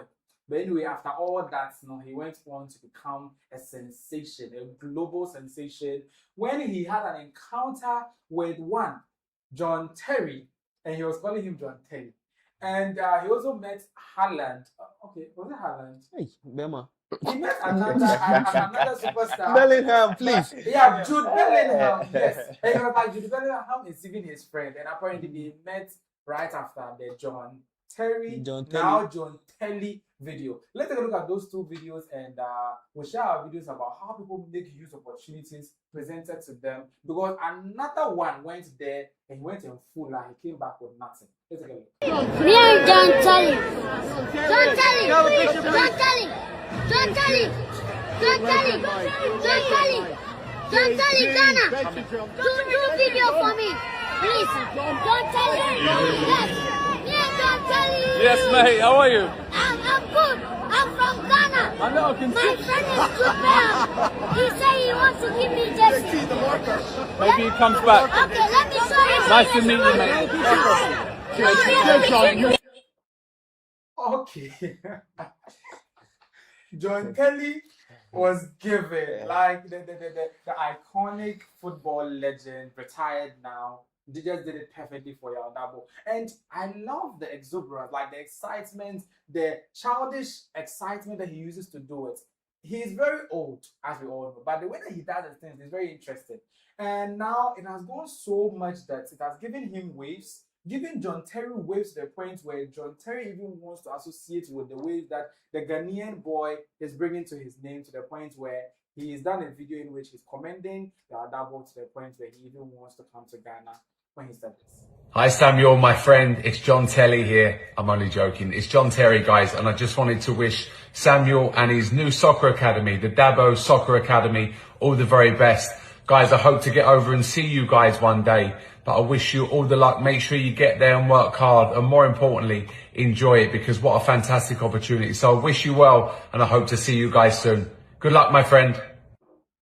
Okay, so as I said earlier, Yaodabo wasn't the only Ghanaian celebrity or actor also who was taken there. Apparently, Lewin and other people were there. But we didn't see them utilizing the opportunity, the exposure, the eyeballs that were on them during the World Cup like that. You see the thing? But you could see that Yao was strategically positioned. At any point in time, he was positioned to just meet people that he wants to meet, to see what he wants to see, and to get what he wants to get. And some other person did. You all know what he went to do. He's back in Ghana with no global buzz. But another one is back in Ghana with a new friend, John Terry. He also has another friend. He had another friend before that, Jude Bellingham. He can't even mention his name, but he's his friend. But Jude is his friend, and I know by now he has made a lot of connects that would go on to help his Dabo Soccer Academy. It's already doing well after he went to, I think, Dortmund and all those stuff. But the whole point of this video is, let's look at how people utilize opportunities. A case study of Yaodabo and Lewin, the World Cup case. What do you make of it? So let me hear from this side. As a marketer, anytime I get a chance to speak to someone, no matter what, if at that setting it is not about marketing, I'll find a way to market. Because definitely I will be on a certain product, or I'll be doing something else that's associated with marketing. So you should have a mindset that at any point in time, you are selling your goods out. Yeah. So you went there, you paid sums of money even for tickets Yeah. to the stadium, somewhere about $4,000 and other things. Yes. And then because you have the money, you could not utilize that kind of opportunity to get investors to your products or to the things that you are selling. You have school, it's a product you can sell. Yes. You have other resources that you are can also showcase. Yeah. So if you go there and then you just want to have the feel, and you are there some. Then because you have money, you want to do it. But I believe Dabo did it very well. He utilized it all in all. Whether you could speak the English so properly or not.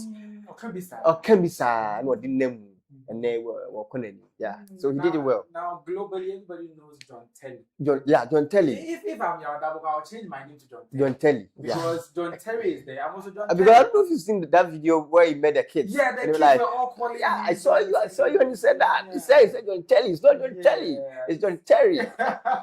You know. Even he went out abroad, and kids were where he was it was all over. They are just saying it, and then because of their graphism, because you said it, I'm using it here, so Yoko, please. It's more expected. Thank you very much. You see, because of that, these young ones and these children want to come around because that's 1 year. Yeah, they feel he's a child. That is the point. The commentator even said it. Yes, during the match. Sure. Oh. One Ghanaian child or something like how? What told you? So he utilized it very well. But it's all worked in his favor because Yes. that commentator video was also trending. Yes, The picture was trending all over the place, and it speaks to how the guy uses opportunity. He went to Dortmund. He was able to connect. He got friends. Now Jude Bellingham and Co are all in his list as friends. If he DMs Jude will reply because at least he knows him. Any of us who claim to speak good English and all this stuff, not at all. Or the way I have opportunity. What do you say? But why should we be even comparing Dabo and Lewin? Because they were all at the same place. Lewin went there to do something else. He went there to fool. No, he went there to do something else. He was marketing. Marketed what? Marketing that if Ghana, okay. Ghana qualified, yeah. He was marketing that if Ghana didn't qualify out of the group stage, he will showcase his. Yes. And that's marketing. That's worthy of marketing. No, maybe it was worthy of marketing, praying that Ghana should not qualify. And so what will be the impact when he shows it? When he shows it, he will get more numbers, more views. He get money. Why is Yaudabo doing what he's doing? Because of money. The way is into movie. Yaudabi, I'm not sure Dabo shoots movie anymore. He's now even the movie industry is down. He does football, so he wanted to be close to people related to football. So it makes sense that he's marketing in the lane that he is in. But for Lewin is into acting. So if Lewin wanted Ghana to get knocked out of the group stage for him to act movies, it makes sense. Why did he say we will lose so that he does it? Because that's losing is eminent. Yes. Yeah. Oh, Charlie, but it actually pained me that we qualified. Because of Lewin. Yeah. I actually wanted to see what he had to showcase. Though it will be nothing, but I want to see that nothing. But do you think he would have done it? I don't think he would. But we could have forced him to do it. How? Me like this, if I catch him, I will force him to make it do. That's serious though. I'm seeing that Yaudabo really milked the World Cup. If the World Cup is calculating the revenue or the economies that it's impacted, it should add the Yaudabo to it. Or imagine the amount of people he'll begin to connect with, the amount of people, investors that will get tune their attention to it. Because John Terry mentioned the Dabo Soccer Academy, which means that his management have reached out to John Terry. They've spoken to the point where he knows Dabo's name, he knows Dabo's Soccer Academy. He knows his business, and he even wants to come to Ghana. And when he comes to Ghana, Academy, I say, Charlie, right now, they are for 10 footballers. I forgot join the academy. And since eyes are on them now, it will be my time to shine. Exactly. It's really, really, really, really well. Talking about the Blackstars exiting the World Cup, Mahama has blasted them. Shit. He didn't blast them for going out of the World Cup. Okay. He blasted them for something. Let's take a listen. During the World Cup, our players all punching out. All the play the case of the we tried. The wrong of players. But it's communication for playing as a tick. That's the segment I say. Okay, so he is rather concerned that they cannot even sing our national anthem. These players, when the other countries they are playing their national anthem, they will singing loudly. God bless, like in their other this one. But when they play Ghana, they don't know how to sing the national anthem. And the president is like, he's not having it. The next time that they play, you must sing it. And somebody was asked that president, how many homegrown players do you have? They are complaining about national anthem. All these people, they are outside, you went them.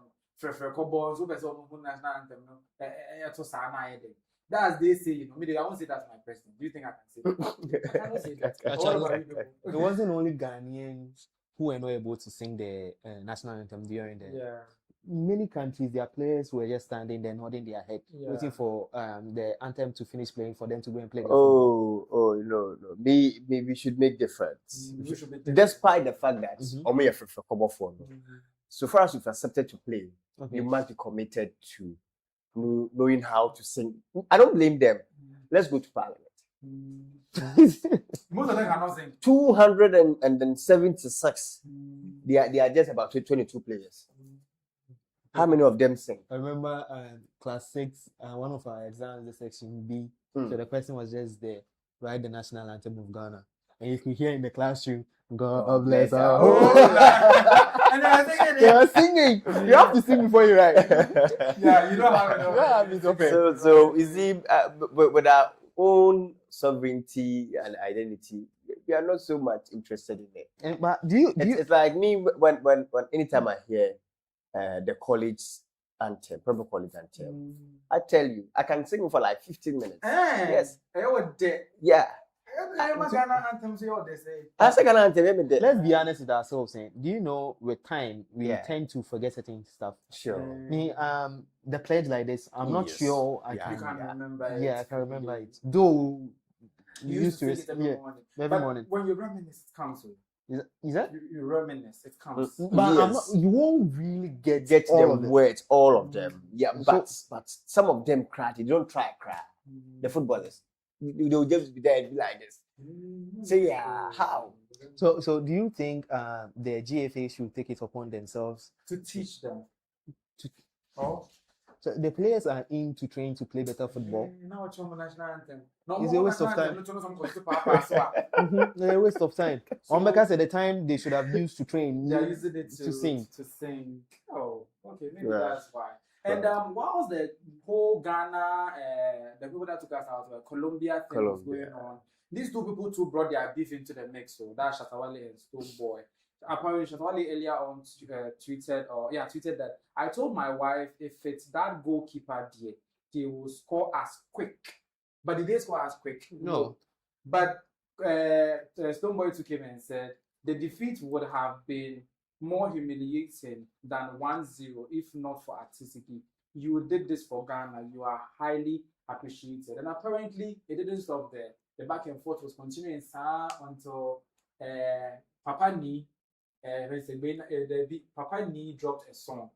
I think Yawani and some other song be like that. And then he wanted an opportunity to drop a song, and I dropped the song. It's very nice. But these two people, why do they always want to take their rivalry everywhere? Well, now one is saying one of the good people in the Masari is his fan. The other person is also saying the other one is his fan. So now they've turned Ghana's goalkeepers to their sides and are now debating based on the Shatta Wale Stonebwoy. Now with Muhammad and the marketing and say marketing strategy. They always want to trend because even the one at TDZ was imposed, the 1-0 versus Colombia. I don't think that goal was even his fault. If Benjamin Asali was imposed, it could have still scored. I'm sure it was a deflection. And besides, it's even one goal. Look at the save that he did in that match. A lot. So me, before the previous match before Colombia, Asari made a lot of saves. But me, I actually questioned that decision to start Atisigi over him. Though he was, but he's the first goal. Yeah, Atisigi is our first goal. It doesn't matter. I believe that we should have continued with the form was there. He was doing well. So. Yeah, he had been able to come up with the whole team, instructing them. This time, and it always works for him. Yes, so I believe that he should have been in the post. I think the support was with him, and the team spirit was also with him because of some saves he did after Atisigi got injured, and the remaining matches he kept. So I think they should have kept him in that match. The team would have bonded, gelled well with him being in the post. Though the goal wasn't from Atisigi. Atisigi actually did better. Like in that match. But I think they should have just kept Asari to give the team morale and all that. To continue because they know their back is covered. But at this point too, the management team of Shatta and Stonebwoy, they are doing a great job. They are utilizing every opportunity. Every opportunity. Every single one. That's business. And even recently, they've gone to see the gold board for sponsorship for Shatta First UK. I even think their beef. It's all marketing. It's actually marketing, no, but there's a bit of emotion to it. It's all Oh, marketing. no, with this case, if you go into it that much, you add emotions to it. That's Atiziki and then Asari's case. If you go into because at home we're debating on this that they come and see. I told someone that it's not only about the fact that you've been able to make a lot of sales. It's about how you put the team together, how you instruct the team to also make sure that even balls doesn't even come on to you so that you mistakenly let the ball go into the post. That's why they should have kept Sasai. So I was telling the person was like, oh no, it's not true. I think can make save. He does save. No, football is about sales. No, it's we want to. It's about the coordination. It's all. I can even point to one example between this guy Onana and Lamens. Though I won't say Lamens is all that great. You know Lamens, right? The new man goalkeeper. I won't say he's all that great, but at least he has given the defense that assurance that when the ball gets past them, there is someone who can do something. But with Onana, born in Trica, we are already scared. With Onana in post, a goalkeeper can goal kick, can shoot the ball, and still the defense will be scared. So because of that fear, it tends to bring mistakes into the players' play. So to get someone who can organize your players like Asari, he had already given them the team spirit, the morale was there and all that. I think they should have just maintained to keep the team composed. Yeah, a good team. You have a good team going. Why should you stop it? You should have a colleague of mine would just say, sometimes, just sometimes. Yeah, back home, so it's fine. So maybe afternoon we'll go and we'll use Asari. Asari's time is running out. And apparently, people were misreporting that the coach had resigned. Oh no! He didn't resign. He said he's leaving the journey. It was AI. And people, it wasn't even AI. He wrote it. But I saw somewhere that it's AI. You know where it was. But when I was telling them, reportage can be done. You can say something. I'll report based on what you said. But it doesn't mean I'm saying it's fake news. I'm just reporting what you said. But if you come and clarify that what I reported about what you said is wrong, I think I was trying to explain that where you saw it, they weren't getting it. They were like, BBC has posted it. I was like, hey, BBC has posted so what? But basically, maybe we need to probably abreast ourselves with some of these things. If somebody doesn't release an official communication, everything that you report is speculatory. That was the point I was trying to make and all that. So Ghanaians were throwing off the hook or the bus that he's resigned and all that. Only for him to turn up in the video saying he's not off the Blackstars job. Last story before we go. This one is of interest to one person. You all know him. I won't even mention his name. You all know him. I hope all the kids are sleeping too, because this part in India, even me, I'm not qualified to talk about it. Yeah, no one is qualified. We're not qualified. Only one. Let's just close. We shouldn't talk about it. Let's just close. We shouldn't talk about it. He says that one. We shouldn't talk about one topic. Charlie, let's do it. Let's play the video because the things, the word B and G, it's a crime. Anybody who is interested in the word B and J put together, it's a crime. And then we have J here. Just that we don't have B here. Yes, and J. Yeah. So what if Yo, let's not do this story. It's fine, let's close. I think I've already seen the story. You want to vex? No, I don't want to vex, but you know, is that with B? B. B pen so we The only sexual act that is permissible is the penis into the vagina. Hello. Hi, sorry, the moon fanchem. And no pet. And no pet and emrano ejitum. When it goes out of it, it becomes unnatural carnal knowledge. So those who like BJ, why am I anchor them evidence about only or banning in our them? Those who like 69. Why am I anchor them? Because if you are, them, both the man and the woman are guilty. There's this guy that came to the facility and he was on remand. He didn't ask him charged for rape. And I said, I don't know. So, I'm saying, okay, so what did you tell the CID? What's my money? I wear say, me, yeah, do a girl, Miss Wompany. And ma panic from bear 8 na call them na ma fa about 3 me ho chire me. So it got to a point no catch a girl so okay wabre girl no so wabre o ma struggle in fact sad dia there ye nyina ye free ye ho na ye nko then the girl agreed to doing BJ for him. And I, do you know BJ? Oh. the person that said no, the way he did the math tells me he knows. So there was a BJ, and then the CID has recorded it. And I said, "What proud? That's another offense, and that one to equally Obeba jail."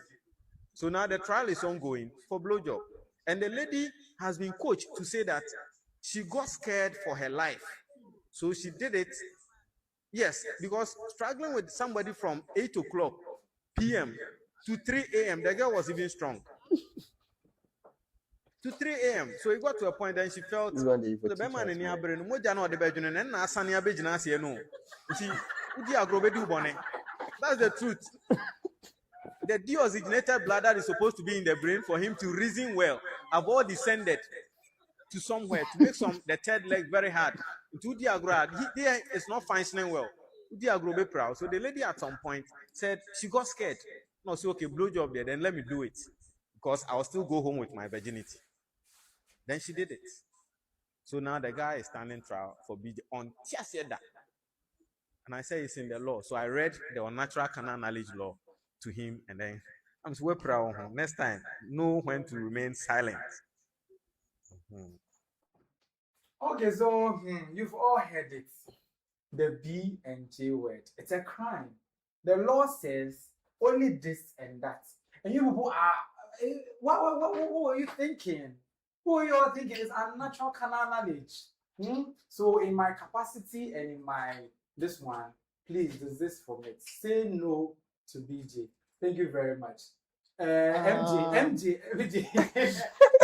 Wait, will you keep it on the low? Please, let's say no to BJ. I don't want to say a lot regarding this issue. It's fine. It's like always, I'm being painted black here on this set. Week in, week out. It's fine. You all know who was interested in this No, story. it's fine. It's fine. I had a lot to say about it, but at this point, why don't you say no? You just have to say it. You know, do you know they were in church? They were in church when he was giving that. We are not even in church. Yeah, we are not even in church, but they were in church saying. So he's giving them advice. In church. In church. So I'm also trying to give the viewers advice that BJ is not good. So they say. It's a crime. So they say. So will you do it or not do it? Have you done it or not? Have I beg, I don't even know what BJ is. But I've heard. But how did you adapt the J in BJ into your name? Oh, Charlie. So why is even BJ? My name is John. So why is the J in BJ? But I don't know. But he doesn't know, but he says that so they've said. And how that to prepare yourself properly to do the soccer play. Yeah, not like to do the soccer play very well. You don't just get yourself involved in it like so okay, that's what. So I'm heard so for the soccer to so thank you for the soccer to so you can't just cop him. Okay. For it to sow, you just you have to water the grounds. So I've heard.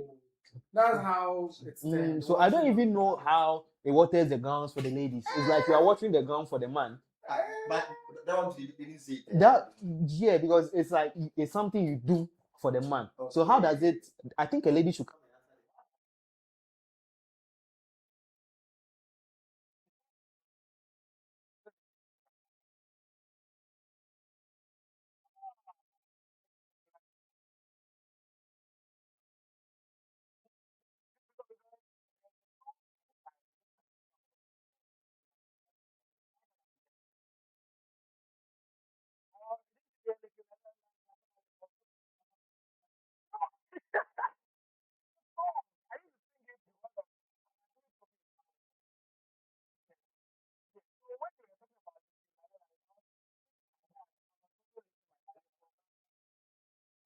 My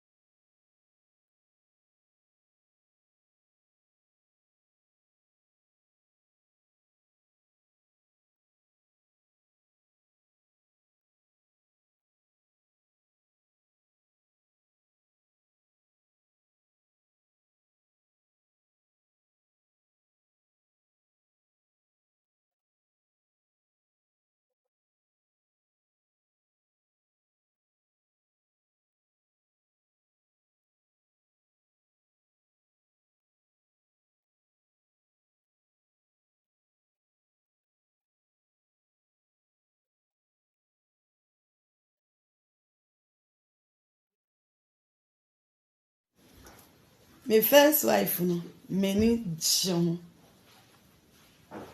And my second wife, no, many John. Me so, my third wife, no, many John.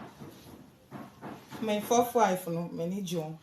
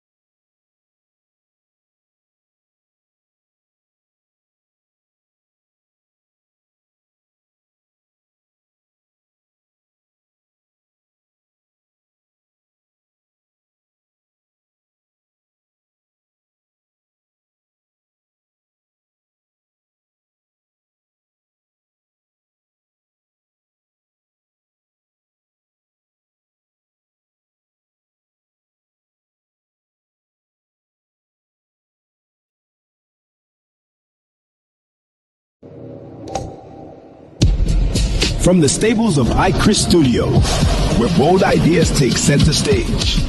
For all the big conversations and bigger perspectives, Talk Chaw Xtra is the place to be. Talk Chaw Xtra, Ghana's first live podcast with a premier vibe.